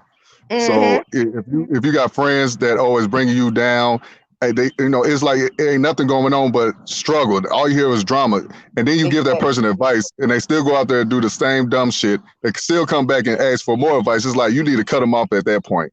Like, I gave you the advice, I gave you the game, what you need to be doing. Now you need to take that advice and do what you got to do. Now, if you don't want to listen to me, then you need to go talk to somebody else, man. I ain't finna keep on hearing this. Such and such did this, or your job doing this, but then I try to get you a better job. You still ain't. You don't want to follow the rules. It's like, man, I don't want to work all the hours. I don't want to work all the hours. I don't want to do all that. Well, motherfucker, you just want to be where you at now. Don't bring me down with you, man. I'm finna leave and do what I got to do. But I'll pass the mic. My bad. Facts. No, that's a good point, Brandon. Because here's another thing. So so this is what I used to hate, right? Still, misery love company. Yeah, I knew it was something like that. It does. And so this is what I used to hate, right? So you see me, I'm doing my assignment or whatever, and then when it come time to party, I'm chilling. I don't got to do all of that. Oh, can you come help me? Nope. Because see, you watched me talking shit about me while I was doing what I was supposed to be doing. So now I'm straight, and now you not, and now I'm supposed to give to you. See, this is my problem with people who go back and help their family. Because if your family wasn't there, and if they wasn't positive and supportive, if they didn't believe in you and they wasn't happy to see you progress, like if you had a family of people that was talking shit the whole time, but they didn't do anything to deter you, they act like you owe them now. We could have made your life a living hell when you wouldn't even be able to get there. Like that kind of stuff. Like if y'all notice, like if you just listen to Black people and let them talk long enough, it goes into negativity all the time. And I just want to know, like, is this something that we need to just accept in our culture? Like we just a culture of negative, whiny, complaining ass people. Yeah. This is why. Go ahead, Mr. Research. Go ahead. This is why the white people who actually like Black people are starting to dwindle away. Here's why the Black people who actually fight for Black causes are starting to dwindle away. There's too many people saying, I want to be an individual. And then when these other groups who are sticking together come and against those individuals, now those individuals want to come back to the Black group that they made fun of all these years. Yep. That's it in a nutshell. Topaz, I think you're supposed to go back and say to the community, no matter what they do to you, don't stop being light-skinned. No. You're supposed to sacrifice everything. You're supposed to sacrifice everything, Topaz, and say I'm not. No, I'm not. And here's my thing. I'm putting an end to that in 2021 because, see, you know, a part of me used to believe that. I used to believe they don't know what they're doing, you know. But then when I just sat there and watched, I'm like, no, wait a minute. You niggas, y'all really feel like I owe y'all something.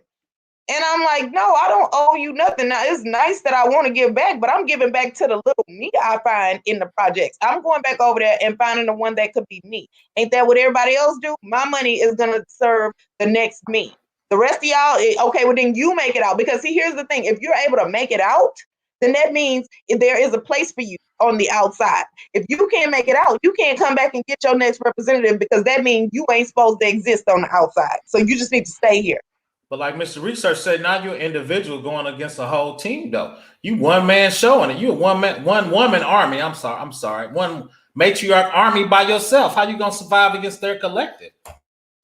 Well, listen. At least I have enjoyed some time out. Okay, because chime in, Mr. Research, if I'm messing that up. Chime in, Mr. Research. No, if I'm messing I get what Mr. Research is saying, but the reason why, like, I think what Mr. Research is saying is when we all stick together as a group, there's only a few people doing the work, and they want to lean and place all their burdens on the backs of those few people, and then those people are going away. They're not willing to do it anymore, because if I come back and I tell y'all, okay, this is how I made it out, you do need to study, you do need to have a good GPA in high school so that you can get this free money to go get a degree. Because if you already know your parents can't pay for you to go through 4 years of college, that means you're going to be dependent on loans, which means they're going to have you by the balls for 40 years of your life. Or you go over there and you study and you do it so that you can make them pay for you to go to college up front. That's what a scholarship is. They're saying, I'm going to pay for you to go to college. I'm going to give you the money up front, and you ain't got to pay for nothing else. We want to see you succeed because you have something to offer. That's what the essay letter is for the scholarships. What are you going to do to better the community? They just didn't know I was talking about the Black community. They didn't say which community. So, that's, if I tell you that that's what you need to do, you need to do that, because that's my advice. At least give that a shot. Now, if you can't, then we'll troubleshoot something else, but at least try that. Go ahead. You know what, Topaz, this is why every time I come on this great, great show, I say it's really the women who have Grandpa used to put us in a headlock and tell us boys that we were the fourth in the family. We were the fourth concern in the family. Granddad used to say, Mama come first, daughter come second, Daddy come third, and you, son, you're the fourth.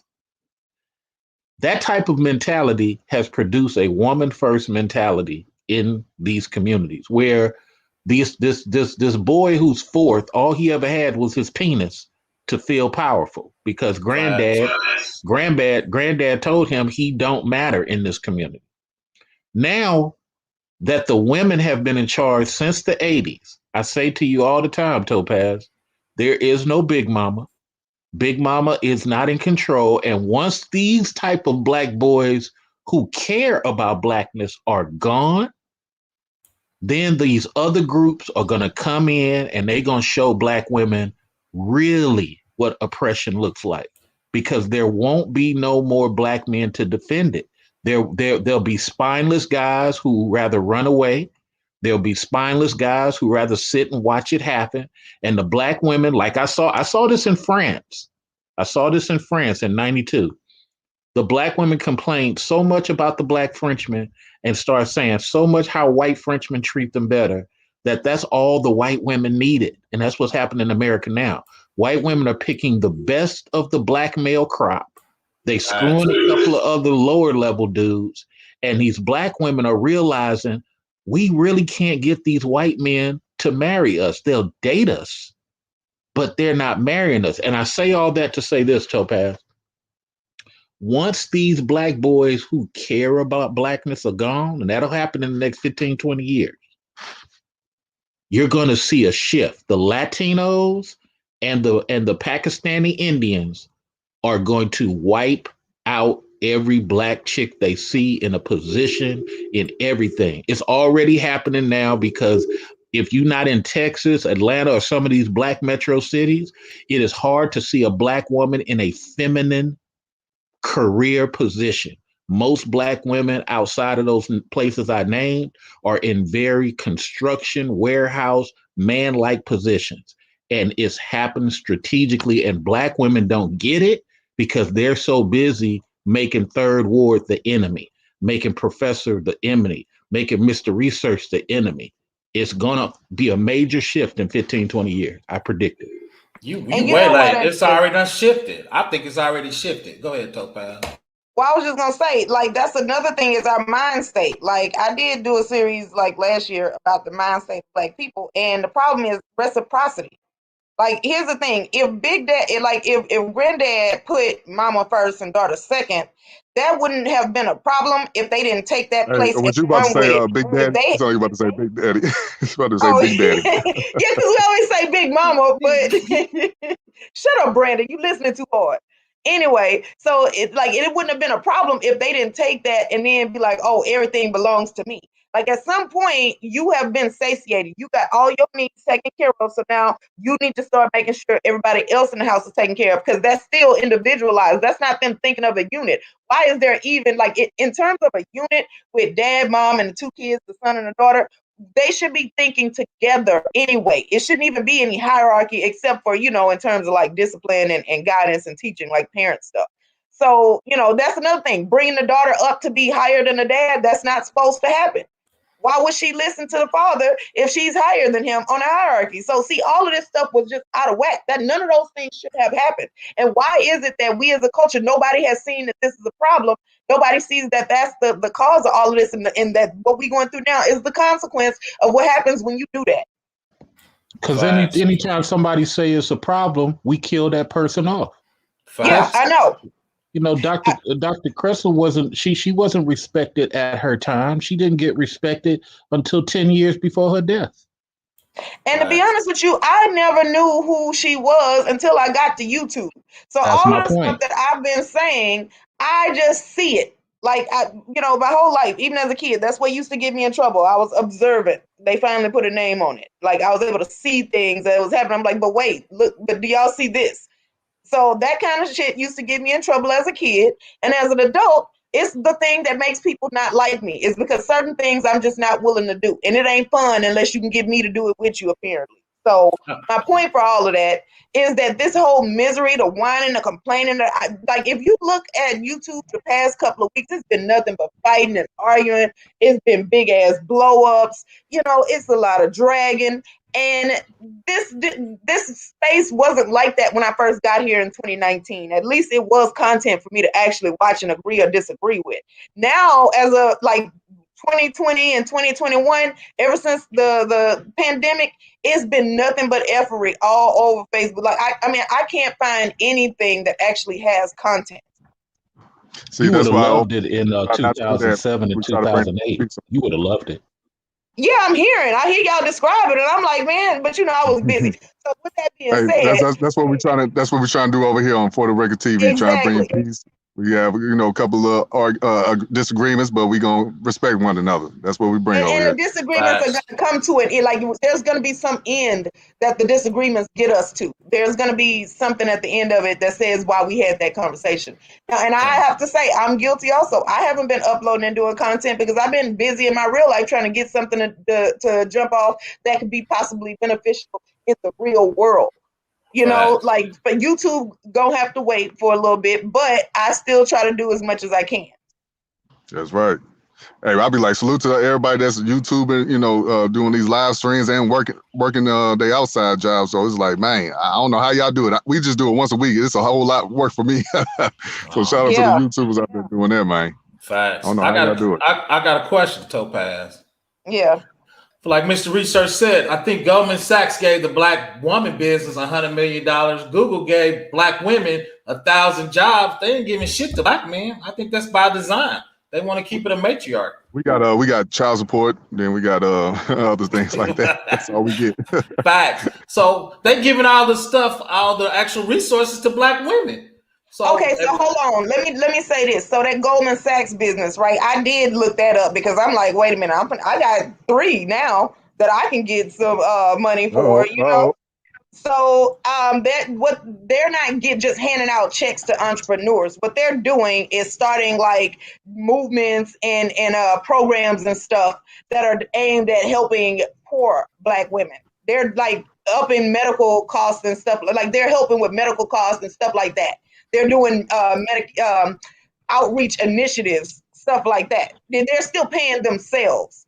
So they're going to start the company that's going to go out to outreach to the black women, and then they're going to pay themselves to go do it and get a tax write-off.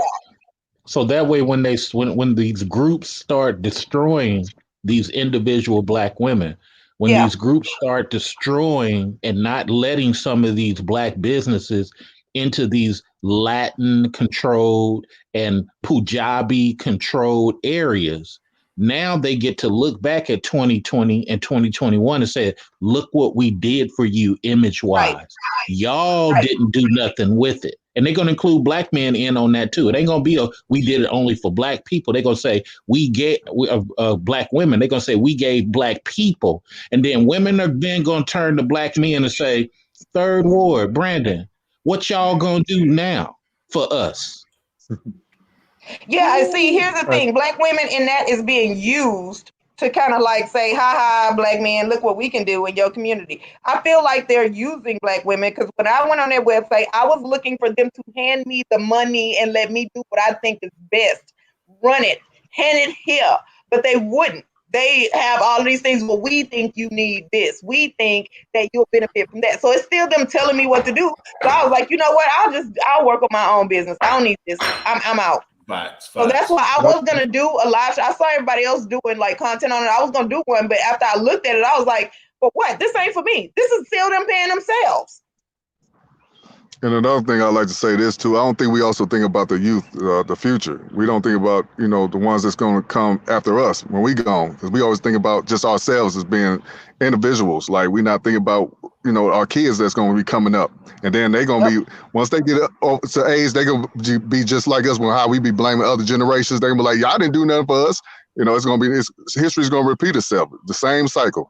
Exactly. So and my thing is, why they can't see that? If you know that you're mad at the generations before you, why not do something different? Why do the same thing and then complain about getting the same answer? Whenever I try to talk to people about doing something for the kids, they always say, oh, well, they ain't my kids. I only want to help my kids. But your kids are going to need somebody that they can interact with that also has something that they can bring to the table as well, so that your kid not the only one giving all of the time. And then how about the fact that if the other kids have something that is beneficial to them, they won't rob your kids. So, I mean, you push people against the wall for survival and they come out fighting. Some people have that mentality because they be like, well, didn't nobody help me? I had to pull my own self from the book, what they call it, the bootstraps and do it myself. Right. And nobody helped me out. So why do I have to come back and help such and such out? Which I definitely understand where you're coming from. Yeah. I hate that argument because you're going to do the same thing that somebody, if it was wrong when the first person did it, why would you do the same thing? Now you just as wrong. Well, because other groups, and look, I'm not harboring other groups. It's just I've read so much when I was overseas. Other groups are willing to hate each other privately and still work together for the sake of the kids. Right. And when you look at their historical documentation, the Franks, the Celts, the Germanians, they always thought Africans were like children. Africans were self-seeking. Africans didn't care about kids.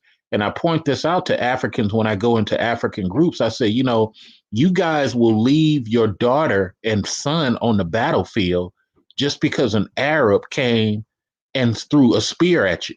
You'll go jump on a boat, leave your family behind, make it to Spain and drop to your knees and say, thank you. Thank you, I made it. I've met so many Africans in the early 80s who families were back home and they're in America talking about how good they got it. And I'm like, hold on. And I've met women who did it. I've met women who left their children back home and she out here screwing man after man, trying to find a sponsor with the 2 tribal scars on her cheeks. I've seen it all. And it's like, this is what these anti-Blacks and white folks are looking at. They're like, okay, Black folks, we talk proud. We talk like we should be respected.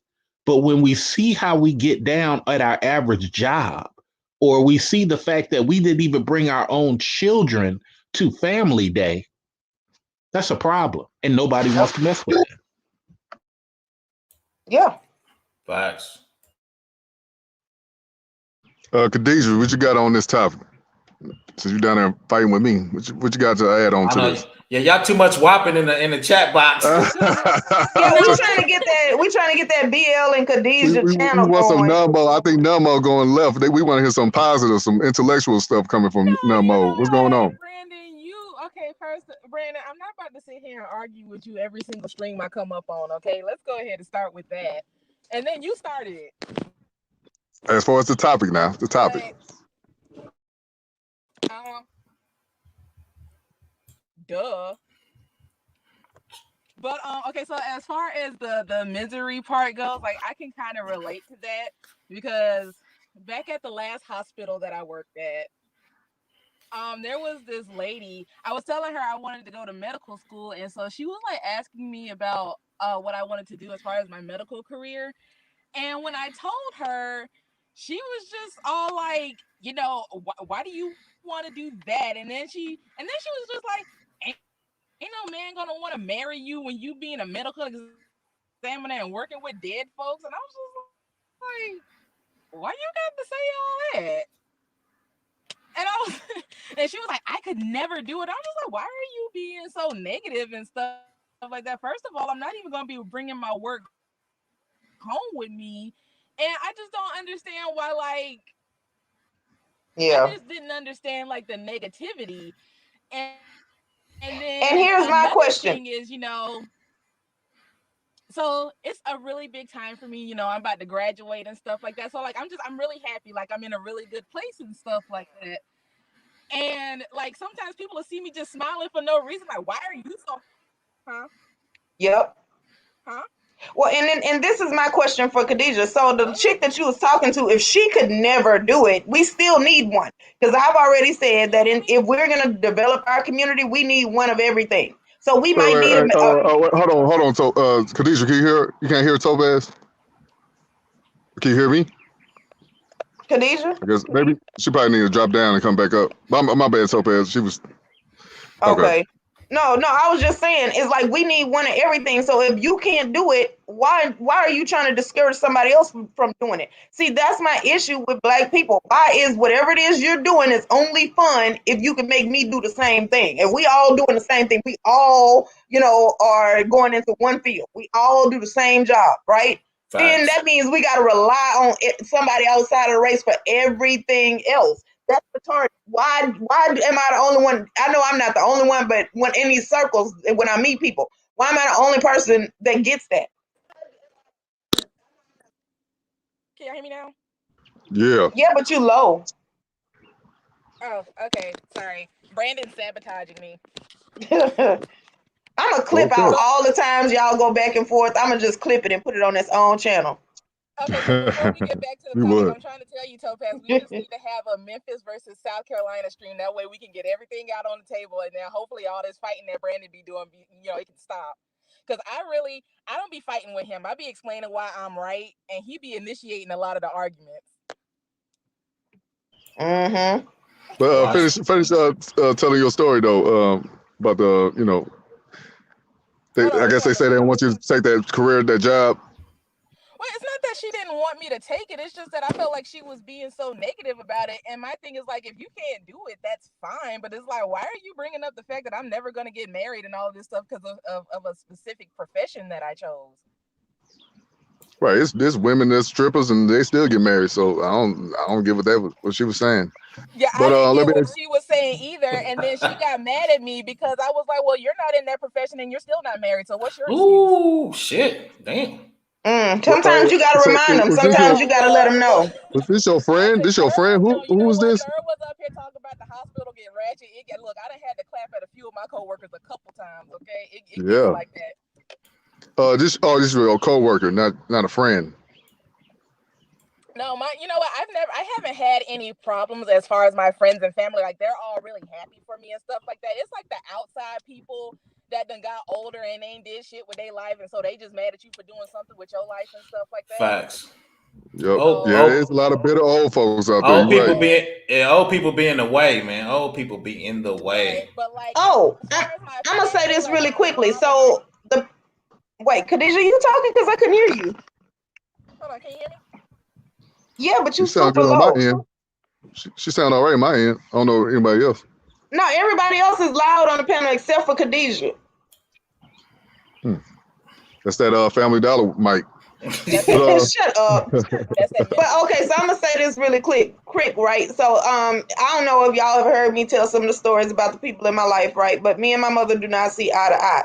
And one of the reasons is because me growing up, if I ever had to get school supplies or do something extra, like being a science fair that costs more money, more time, I had to listen to her bitch and complain about it and talk about how the school don't need to be making these kids do all of that because she wanted to sit down and watch TV or because she didn't have the money to do it. And she thought she was too good to get the waiver so that I didn't have to pay for the college application fees, right? You're going to struggle in order to pay it so that nobody thinks you broke. But I got to listen to you bitch complain about it. So yeah, when I get my degree, I ain't paying for nothing for you because now I got a question for you. Okay, well, where all your money go to? Why you can't pay for it yourself? Damn, it's something else I got to pay for. This, you know, the same shit I heard growing up. So your family don't always have your best interest at heart either. And then they want something from you when you get to a good place. And that's a sad thing right there. That's we sad had right that conversation before, Topaz. When you're in the family, you got the money. Everybody want to come to you, be nice to you. But like you said, when you needed them when they were younger, when nobody coming through, man. Or if they did something, they never let you hear the end of it. They got to bitch and complain about it, how it's getting in the way of them living their best life. And I'm sorry, I don't think children owe parents for catching a nut. Okay? I'm sorry. You had fun to bring that kid here. Or if you didn't, you should have. Or you thought you was, making some, player move or something. Whatever your reason was, you chose. Okay? So your kids don't owe you. You owe yourself by guiding and raising your children and putting the characteristics in them that you want them to have. So now you want to get an attitude with me because I'm not happy every time you need something. Well, you wasn't happy every time I needed something, and it didn't even come from me. The school said you need to do this. Okay, they was gonna call them people on you if you didn't do it. So how does that come down to me? So I say that to say that however we raise these kids, that's what we're gonna be dealing with when we old and we need their help. I don't understand why every generation of adults still got to go through that same thing, and then they want to reach out and complain and say that their kids beating them and abusing them or whatever. Well, we wouldn't have these stories because who taught them that that was an acceptable way to express your anger or your emotion or your irritation? See, when you had them under your charge, you could have been teaching them appropriate ways to express their feelings, but you didn't because it was too much work. And so now all they know how to do, you taught them to use their hands to speak. So now that's all they know how to do. And now you're mad that it comes back to you. Now your kid doesn't have a good job in order to be able to pay for all these extraneous ass medications you got to take because you didn't want to change your diet. And now you mad about that? Now, can you hear me? Now that's better. Yeah, you Can you hear me better? Yeah. Okay. Girl, my phone must be thought we was on Memphis Wireless. That type of time. So you messing up Topaz flow. She was saying some good stuff. She dropped some bombs.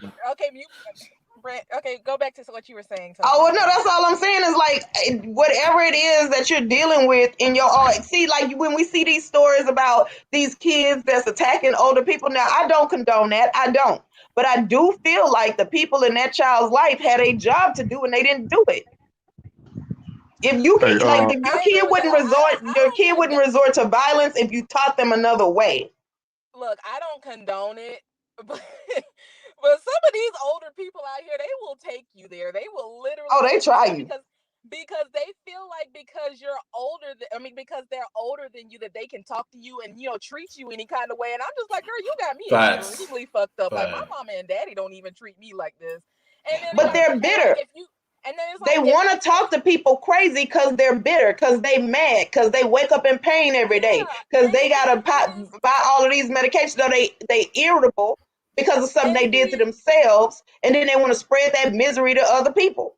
So here's the thing, like I'm flip at the mouth. I think like people have recognized that over the like I am real flip at the mouth, and so like it's been issues where like I've had to like come at my coworkers and like let them know like you messing with the wrong one. Like I'm not the one or the two. Like I'm nice as I want to be, but bitch, don't try me.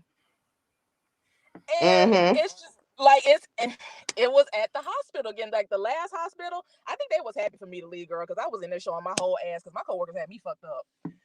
But but it's just like I've had older people come at me sideways and stuff like that, and as soon as I say something back then, oh, I'm old enough to be your daddy. It's like, okay, but you're not. So what you trying to exactly. And then if you old enough to be my parent, then you need to be showing me the way. It should be certain things you shouldn't say to younger people.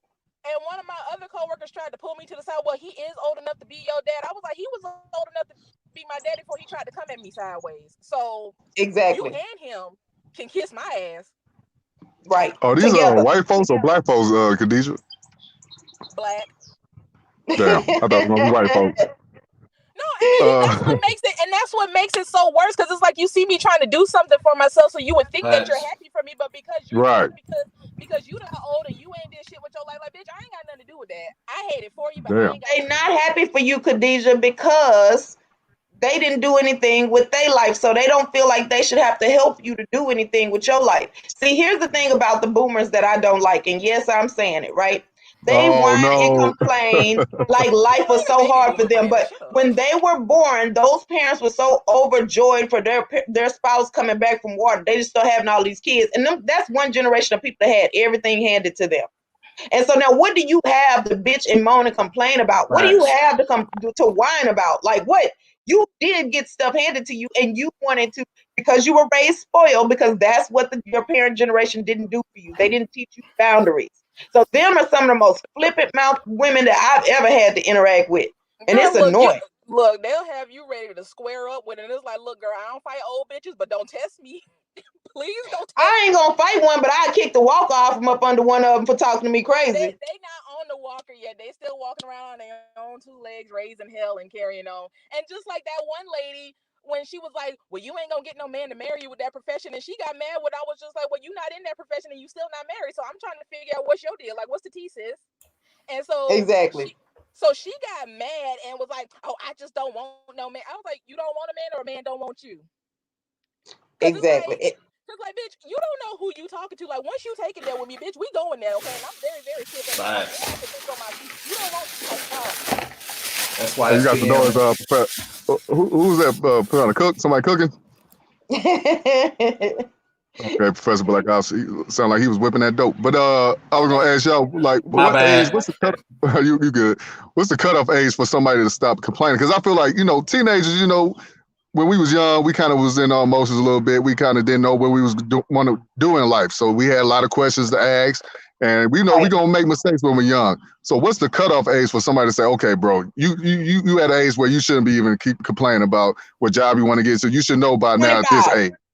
25, because at 18, like here's the thing, teenagers are complaining because they don't know anything different. That's the time where we're supposed to be teaching them, okay, well, if this is what you're mad about, this is the way to handle that. But in order for us to be able to teach that, we have to know the answer to that. And we didn't get that. Well, at least I did, but our generation didn't get the answer to that. They was too busy doing whatever they wanted to do instead of trying to learn how this universe works so that you can have something to teach you had the right answer. Kids will listen to you if you got the right answer, but you get proven to be a liar or get proven that you don't know what you're talking about, they're not going to keep listening to you. Why should they? That's a defense mechanism that we're born with that helps us survive, okay? So if you stupid, stop trying to give advice. So with that being said, from 18 to 25, you're now practicing. You should still have some questions, and hopefully your parents are good enough that you'd be able to still go back within reason and ask questions, get advice, get a little assistance. But by the time you're 25, you should have it together, I would say. You've had 7 years of adulthood, 7 years where nobody could make you do nothing. You did it because you wanted to. Yes, ma'am. I agree with that. After 25, if you ain't got it figured out, I can't help you. Ain't nothing like it. If you can't. And you ain't got to be there already. You ain't got to be completely successful. You just got to know what you gonna do to be successful. You got to be on the path. You can't be. Well, I was about to say you can't be 25. I mean, like almost in your 30s. How about you want to be a rapper? But I feel like never mind. Never mind. Like Brandon. The dreams still Brandon. Hey, the dream's still there. You never know. But Brandon, like I respect you because even though you're doing the rap thing, you have a job outside of that. Like most people ain't doing that. Oh yeah, I always had a plan B, plan C, plan D. Well, rap wasn't always the main focus. It was at once upon a time, but I had to get out of that and say, man, I gotta focus on something else, man. Yeah, you out here stripping to make ends meet and stuff like that, and I respect you for it. Facts. Damn. Bitcoin Smooth now. What we gonna change his name now? Bitcoin Smooth? What's gonna be his new name? No, low value L. No, his nickname gonna be Chocolate Zaddy. Oh shit. Oh shit. And Doris, no, I don't, but I don't let them bully me either. See, here's the thing. Bitches be bullying us. Exactly. No, I just don't like. I feel like as a grown woman, I may look young, but I'm grown. I'm super grown. I just look young. Okay, stop talking to me crazy. I have been on this planet. I've seen a lot of stuff, just like your old ass. What happened to respecting y'all elders, though? What happened to that? No, see, every old person ain't an elder. Some of these motherfuckers just aged. Right. They ain't an elder. Old fools. I'm more respecting your elders, but when you clamping at me and trying to come from like whether I'm gonna get married and just saying all kinds of raggedy stuff to me, like bitch, I ain't got to respect you. My mom and daddy don't talk to me like that. Whoa, okay. And that's not even a respectable behavior. You like. First of all, here's the thing: if an old person is talking to me crazy, like you need to be something for me to respect. Okay. Right. So if you haven't learned how to handle your own emotions, like when something go wrong in your day, now you got to stomp around and make everybody around you miserable. What am I gonna respect about that? Because see, probably the reason why you do that is because too many people been letting you get away with it because you're older than everybody else. So therefore, they're not doing you no favor. Somebody need to teach you to act right, and that's gonna be me. Don't come in my office with that bullshit. Nah, I agree. I think I was like 25 when that happened too, as a matter of fact. And and they like to bring up your parents, and they're old enough to be your parents, and I'm just like, look, you lucky I'm clapping at you. You lucky I don't go back to Hopkins and get Miss Jennifer, because she really gonna have an issue if I go get her. So I suggest you talk I agree. To me, the whole respect factor thing, I don't base it off of. Now, okay, let me say it like this. And Topaz know where I'm finna go with this. Mm-hmm. And I think even Brandon to a degree too.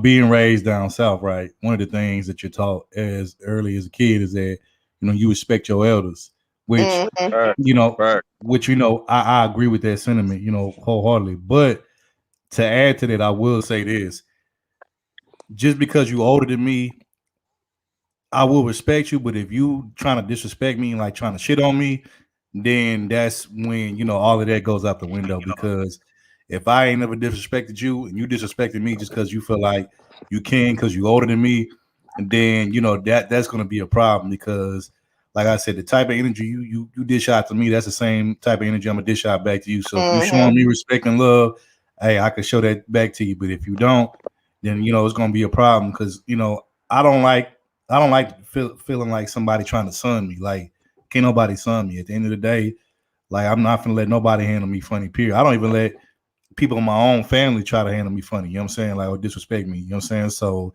I'm damn sure not gonna let, a complete stranger, disrespect me like that. Like, I don't play that, you know what I'm saying? And another thing, what I find funny is that you will get people that's like for instance, I've never disrespected, people that, a lot of people that make fun of like, drug addicts and all that kind of stuff. People, homeless people, you know what I'm saying? They get made fun of.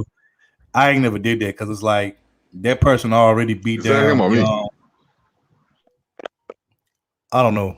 All I'm saying is, these people are already beat down beyond, belief, and they already done gave up on life. So it's like, why would I go in any harder on them, especially if they ain't done nothing to me? Like, why am I going in on them trying to make them feel bad about? Like, I don't do that, you know what I'm saying? And so to me, when I see people doing that shit, that's like some sucker shit to me. Like as long as you don't nobody disrespect you like that, why is you coming at somebody like that? Like, that's some weak shit to me.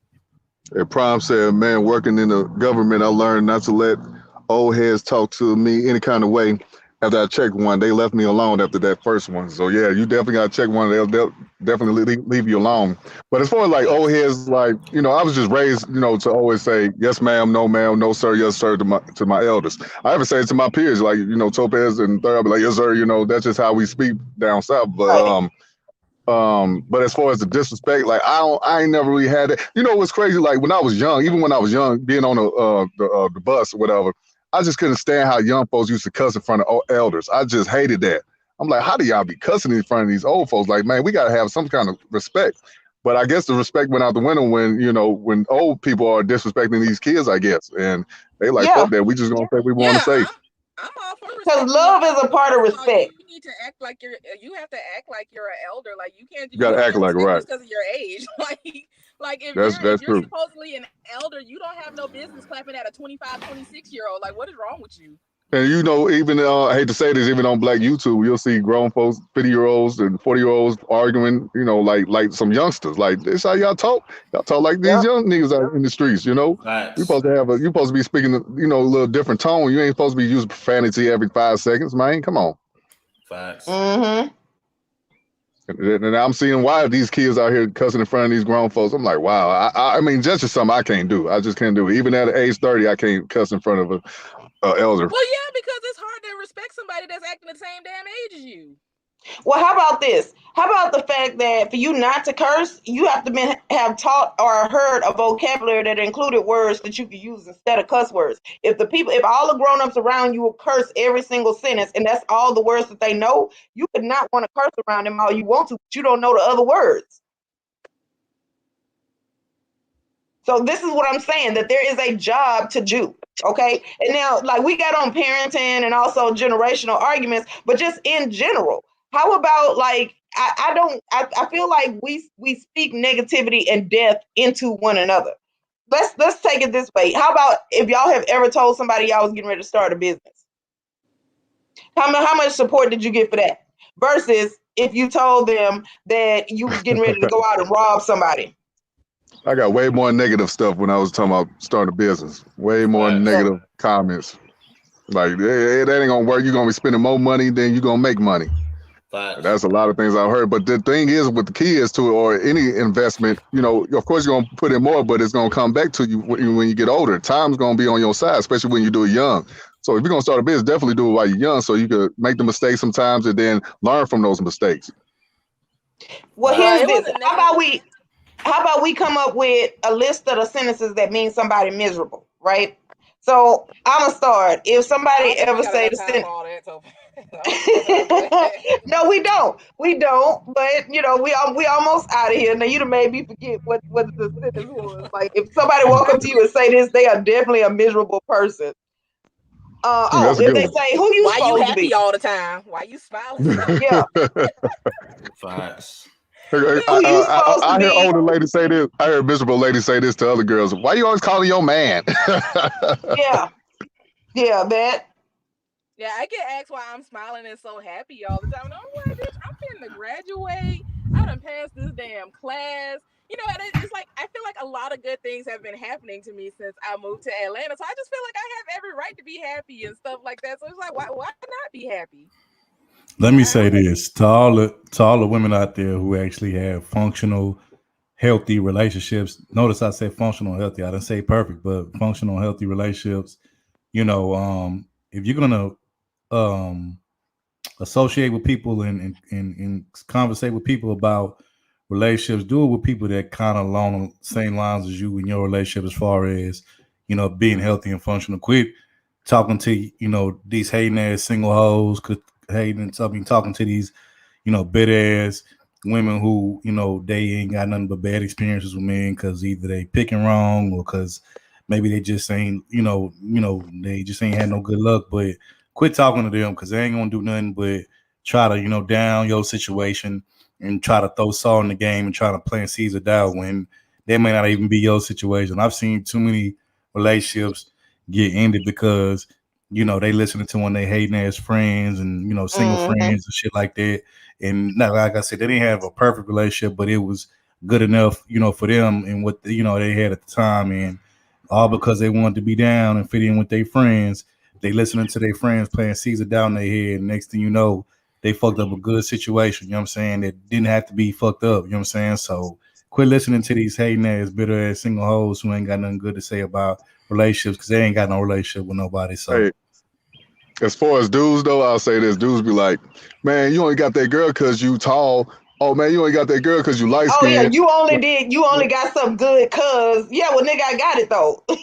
Them the hating ass niggas, you know, you only got that job because your daddy or this woo woo woo. Like, damn man, why you mad? You know, I mean, my daddy. Hey, the same applies to those guys, bro. If you got them, if you hanging around them type of niggas, and get from around those type of niggas, or quit telling them about your personal relationship business. You know what I'm saying? Like, period. You know what I'm saying? Because they ain't gonna mean you know well. Then them be the same niggas that, you know, once you break up with your woman, try to, you know, holler at your woman, try to slide on her, you know what I'm saying, after you break up with her, after y'all break up. Like, nah, bro. Facts. Prime time, you only got them gas because you always working out every day. Well, nigga, what I'm supposed to do? That's what I'm supposed to do. Work out. Well, and here's the thing, though. Sometimes you ain't got to tell them. Sometimes they just watch because they ain't got nothing else going on, just nosy ass people. And then they start asking questions. And if you don't answer them, they'll just make up some shit for you. So my point for this topic, right? I wanted us to all just vent and get it off our chest because it pissed me off. So I figured other people might want to vent too. But for us to say that it's okay to be happy. It's okay to strive for something. Even if you don't get it, it's okay. You don't lose nothing if the first one is a failure. Like, then you just build another one. You know, like, it's all right. That's Eurocentric, Topaz. I don't believe I know, right? That's Eurocentric and shit. Oh, I definitely get called white all of the time. And I'm like, are y'all serious? Nah, Topaz, by you. I can't see that. I don't know about that. By you choosing to be, no, they do. By you choosing to be happy in your relationship with your man, you know that you on that pick me shit. You on some mammy type shit. Quit being pick me and a mammy. Why don't you come be part of the miserable sisterhood like us? Oh, but get this. So if you do get a good one, right? Everybody act like the nigga belong to all of us. Bitch, I don't share well. Move. Like, right. So I'm territorial. Now you want to start calling him to ask him to help you. You think he'll be able? No, he can't do a motherfucking thing. No. Get your own. Well, ain't that kind of selfish? Like, shouldn't you help a sister out? You should share. No. It depends. Okay, because see, here's the thing: when I'm single, if I need something hung up in the house, I'll go pay for somebody to put it up. Okay, and when I have a man, then you need to pay for somebody to put it up. No, we're not doing all that. Wait, hold on. But Topaz, it's not enough good brothers out here for sisters. It's 3 to 1. And you should have caught his attention before I did. Like, no, because if he's going for everybody, then how the hell am I special? No, I thought sharing is caring though. Sharing is caring. No, share everything. Like here's the thing: you can borrow like my jacket, but you can't borrow my underwear. Okay, there's some things. It's a boundary. Damn. Right. Exactly. It ain't no fun if the sisters can't have none. Oh, it's so much more fun if I got it by myself. Y'all play too much. No, we're not doing that. Facts third. Whatever. Look. No. Topaz, this is my favorite one. You only got all of that because you got a degree. Yeah, nigga, so get you one. That's what a degree does. Yes, now get you one. That's what I get. Topaz, I thought you was Meg Thee Stallion for a split second. You ain't shit, Brandon. You ain't shit. I thought I was about to hear this. A hot girl summer, y'all. Hey, you know I should be talking. Hell no. I have never once uttered the words hot girl summer. But that's my favorite one, Topaz. You only got that because you got a degree. So that's my favorite one.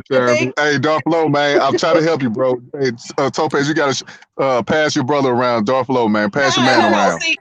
Look at the end of his comment. He did the I don't know what to tell y'all. She said no, so that means he accepted. He didn't say he ain't trying to get no. He not. Stop acting like that, Brandon. If only Brandon could stop acting like he for the streets, I feel like we could get somewhere.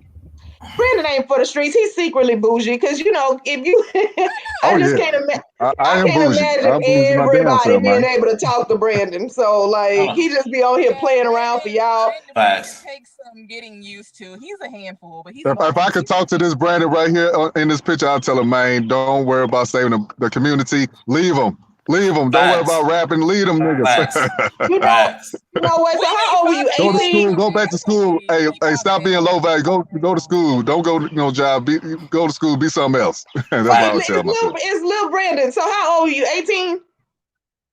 Yeah, 18. You smiling hard as hell. You know that I can see your teeth from here in that picture. He got that Latina on him. Who's that Latina? What's she rocking? Oh no, that's a black. Hey, that's a black woman. That's why all black woman. That's why SB. That's a black woman. That's Becky with the good hair. No, man, that's weave. That was weave. That's Keisha with a weave. I'm sorry. That's why SBL. There you go. That's Keisha with a wig. Girlfriend. Facts. No. That is prom night from high school. You will not. You gonna come up here. This was a girl. This was a girl that helped me once upon a time, man. She used to ride me around a lot. So hey, she helped me a lot. So this is my low value days, man. Wait. She was just wait. This will change me to say, man. I need to get my own car, man. Are you saying she was your trap queen, bro? She was your trap queen? No, third. Take me to the library sometimes when I gotta go work. Yeah, them days. Yeah, not no trap house. So who was sis in your house the other day? Though you know the one you ain't know her name. I have no idea what you're talking about. Topaz, you ain't shit. I see you over there. Facts.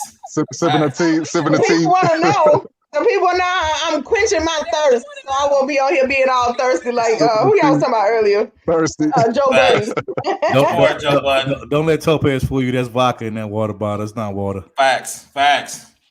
No. See, my vodka is being mixed with seltzer, but it's in a different. She got some. It's in a cup over here. That's Belvedere in her water bottle. She got some Belvedere up in there. Shout out there. I only drink Chopin, but shout out to the vodka team and shit. Y'all silly. And first of all, I'm grown. Ooh, I'm over 21. Black would love to say that. I'm grown, but can you give me $5 for this bill? No. See, that's the beauty of being grown is I don't have to ask for $5 because I got $5 nowadays. A lot of black women say that. They be like, I'm grown, but can you give me $40 for this bill? Be okay. Even I have $5. Like, girl, I thought you was grown. I thought you was a boss chick. I'm grown, but see, I want to spend your money. I don't want to spend mine. I want to keep mine safe in the bank. Look. Mine is going to get the interest that's going to compound on top of it and then multiply for both of us. You know what I say? You know what I say? What's mine is yours and what's yours is mine. Brandon's wallet, my choice. Damn. See what I mean? Damn. I don't even know See, how this to is what women respond to that one. See, men would think like what Third say, but women be having that secret stash somewhere. They got that secret stash. They put a little money in. Oh, but that's secret stash. So stop acting like that because if you ever had a grandma when you need money for something and she go in that cookie jar, yeah, that be the money that the dude don't know came, but that was in the house. Right. We do it for y'all. We do it for both of us. Like that. Hey, if you want to, exactly. You know the same. If you want to hide something from a nigga, put it in the book. Exactly. Well, shout out to David Carroll. Shout out to David Carroll. That's a whole encyclopedia full of all my stash money. You'll never even know. I listen to David Carroll. I listen to David Carroll every Saturday. As soon as we get off here, I'm going to listen to David Carroll. He just produced something. Or if you don't put it in the book, put it in the cereal box. You ain't gonna find it there. Put it in the cereal box. The cereal box where everybody look first. Like the cereal box is not safe, right? I don't know what you're talking about. What niggas you know? I love cereal. The first place everybody go. Even if they ain't looking for money, they just come to y'all eating your damn cereal. Eating the baby cereals and shit. I put it in the Fruit Loops box. Just the best cereal. Look, when I was a single mom dating, that was the fastest way to get cut. Smooth the hell out and put out my house. Don't come here and eat my baby stuff. She had her own cups, her own snacks. Anything that is child size, do not touch it. Hey, when I was a single mom, all I drank was them high seed oranges. Hell no. Hey, you drink up all the kids' juice. Well, you know why? Because they used to piss me off because it's a whole picture of Kool-Aid in there. Because I used to mix the lemonade and the tropical punch. So it's a whole picture of Kool-Aid, it's orange juice, it's soda, it's water, it's everything in there. Do not touch my baby snacks. That would piss me off. So you gonna bypass all of this stuff and go get the damn Capri Sun? Are you serious? Get out. I'm eating them fruit snacks. I'm eating fruit snacks. So when they were talking about the men that black women supposedly bring over and eating all the baby snacks, you was that dude, Brandon? Oh yeah, man. No. Let me tell you, she offered me. She tell me I can eat whatever I want in that refrigerator. So why would you want though? Like, see, that's what I don't get. So she say you can have whatever you want. Why would you want the Capri Sun instead of getting a big grown-up drink? Get a cup. Maybe because it wasn't no grown-up stuff in there. That was the last. You know why? I can tell you why. I can tell you why because the mamas could ease the mamas. I'm telling myself like a motherfucker, man. Yeah, you are. You pretty dusty. I was dusty bro, as hell. I got you, bro. Hold on. To Brandon's defense, the reason why he ate the kids' snacks and drank all their juice up with no remorse because he knew that the mamas can replace it because they got all that money in food stamps. You know what I'm saying? Man, dog. I was with this chick, man. I never forget the first time we went shopping with a single mother, man. I mean, grocery shopping. She had two carts, filled them motherfuckers up, all food, man. I was like, damn. I see why y'all keep on having kids. Food stamps, they get like $1,000 worth of food stamps, man. But here's the thing: you got $1,000 in food stamps, but you can't get no other money. Like, get the fuck out of it. That wasn't enough for me. So I did that for about 2 years. To be fair, some single mothers I knew they took that opportunity to go to school, be not CNA, but RNs or LPNs. Some of them did take that, that opportunity to do something different. Brandon, I couldn't live like that forever. Hell no. Hey, you know what? I'm gonna just briefly touch on it, but because we could go into a whole nother topic on that, but I'm just letting you know them CNAs, them LPNs, and any kind of nurses in the medical field. Hey, man, I'm just letting you know, them be the biggest freaks, man. I'm just letting you know. You know what I'm talking about. You know what I'm talking about, don't you, Khadijah? Look at Khadijah laughing her ass off. Look, Khadijah know what I'm talking about. She knows exactly what I'm talking about. Yep.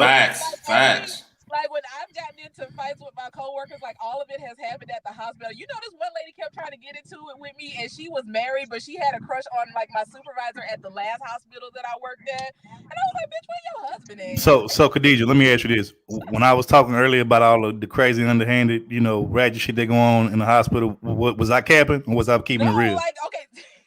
I ain't gonna go into details because I don't want to get in trouble. But no, you ain't gonna. Yeah, I'm just saying. Was I capping or was I keeping it real though? No, I'll be sitting there like, ooh. Okay, then. My point exactly. Nosy ass. Yeah, but you ain't got to work in the hospital to know that you wasn't capping, because we meet these same people out and about, and if you ever meet a person and they work in the hospital, they usually on some whole shit. Right. Mm-hmm.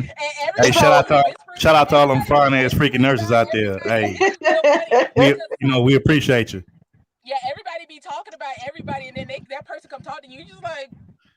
Then the ones that's fine, they got their body, they be in them scrub. Oh, Lord have mercy. Oh man, you supposed to be at work.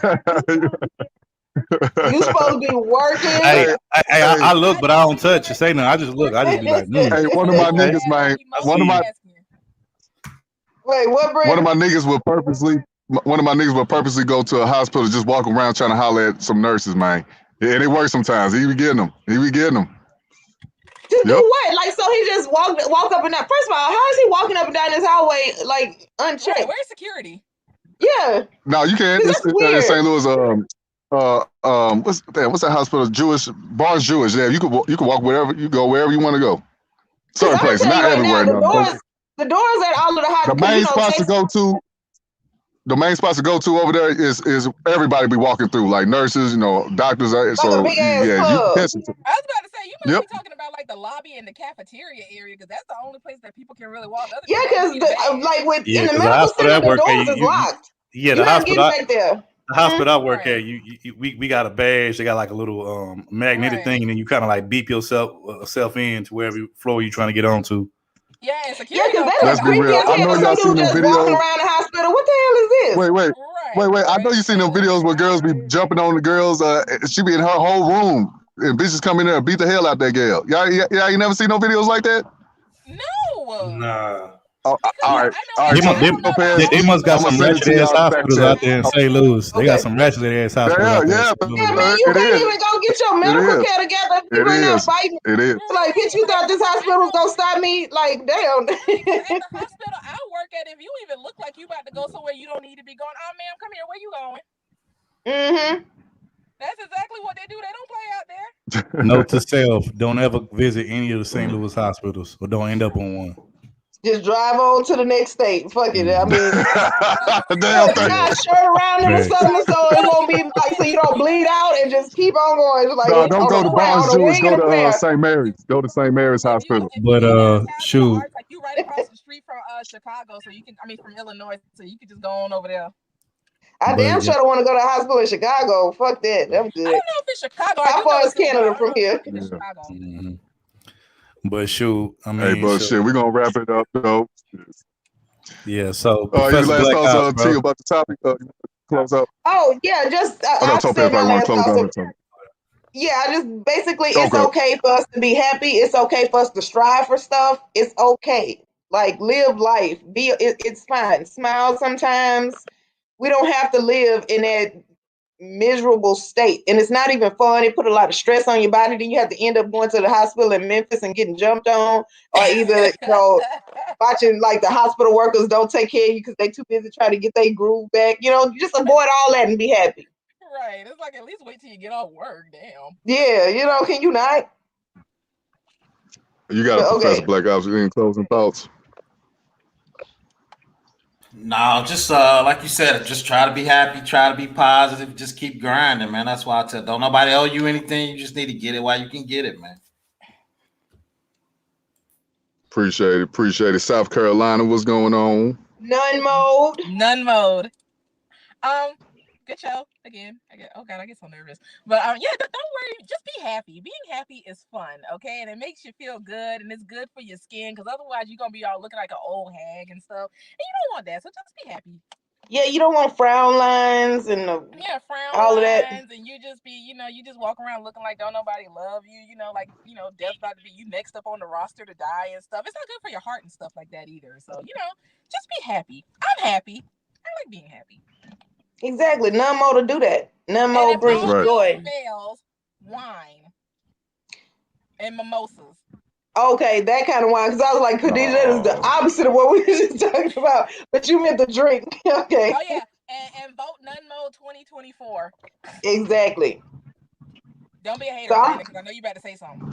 Hey, my final thoughts. Okay. So I was going to say. Oh, go ahead. Go ahead, I was going to say, appreciate everybody coming through, man. I want to say rest in peace to Paul Mooney one more time, and shout out to Kuda, man. Prayers up for Kuda. Get back strong, man. And, this was a dope show. Kwame, I'm on your side, man, even though I agree with some of the things Third was saying. He made some good points too, man, but I'm definitely on the brother side. And as far as, women, well, everybody, but especially women, start smiling, especially black women. Y'all need to smile. Y'all look beautiful when you smile. Don't be looking all mad and angry. And I definitely want to get Kim K to join None Mode. That's coming soon, so I'm out. Kim K can't be nowhere near None Mode. The Lord has rejected her application. No, not with all them penises, all that penile she done take. You see the angry black woman. The angry black woman alert. See, I try to keep y'all happy and smiling. See what I mean? Hey, what I mean? Jack Quick. Hell no. Let me say this. The Lord is not pleased, Brandon. Right. Let me say, appreciate everybody that came out.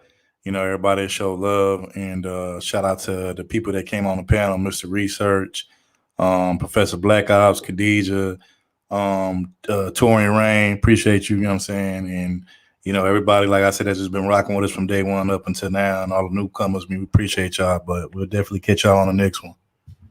Right. Bye, everybody.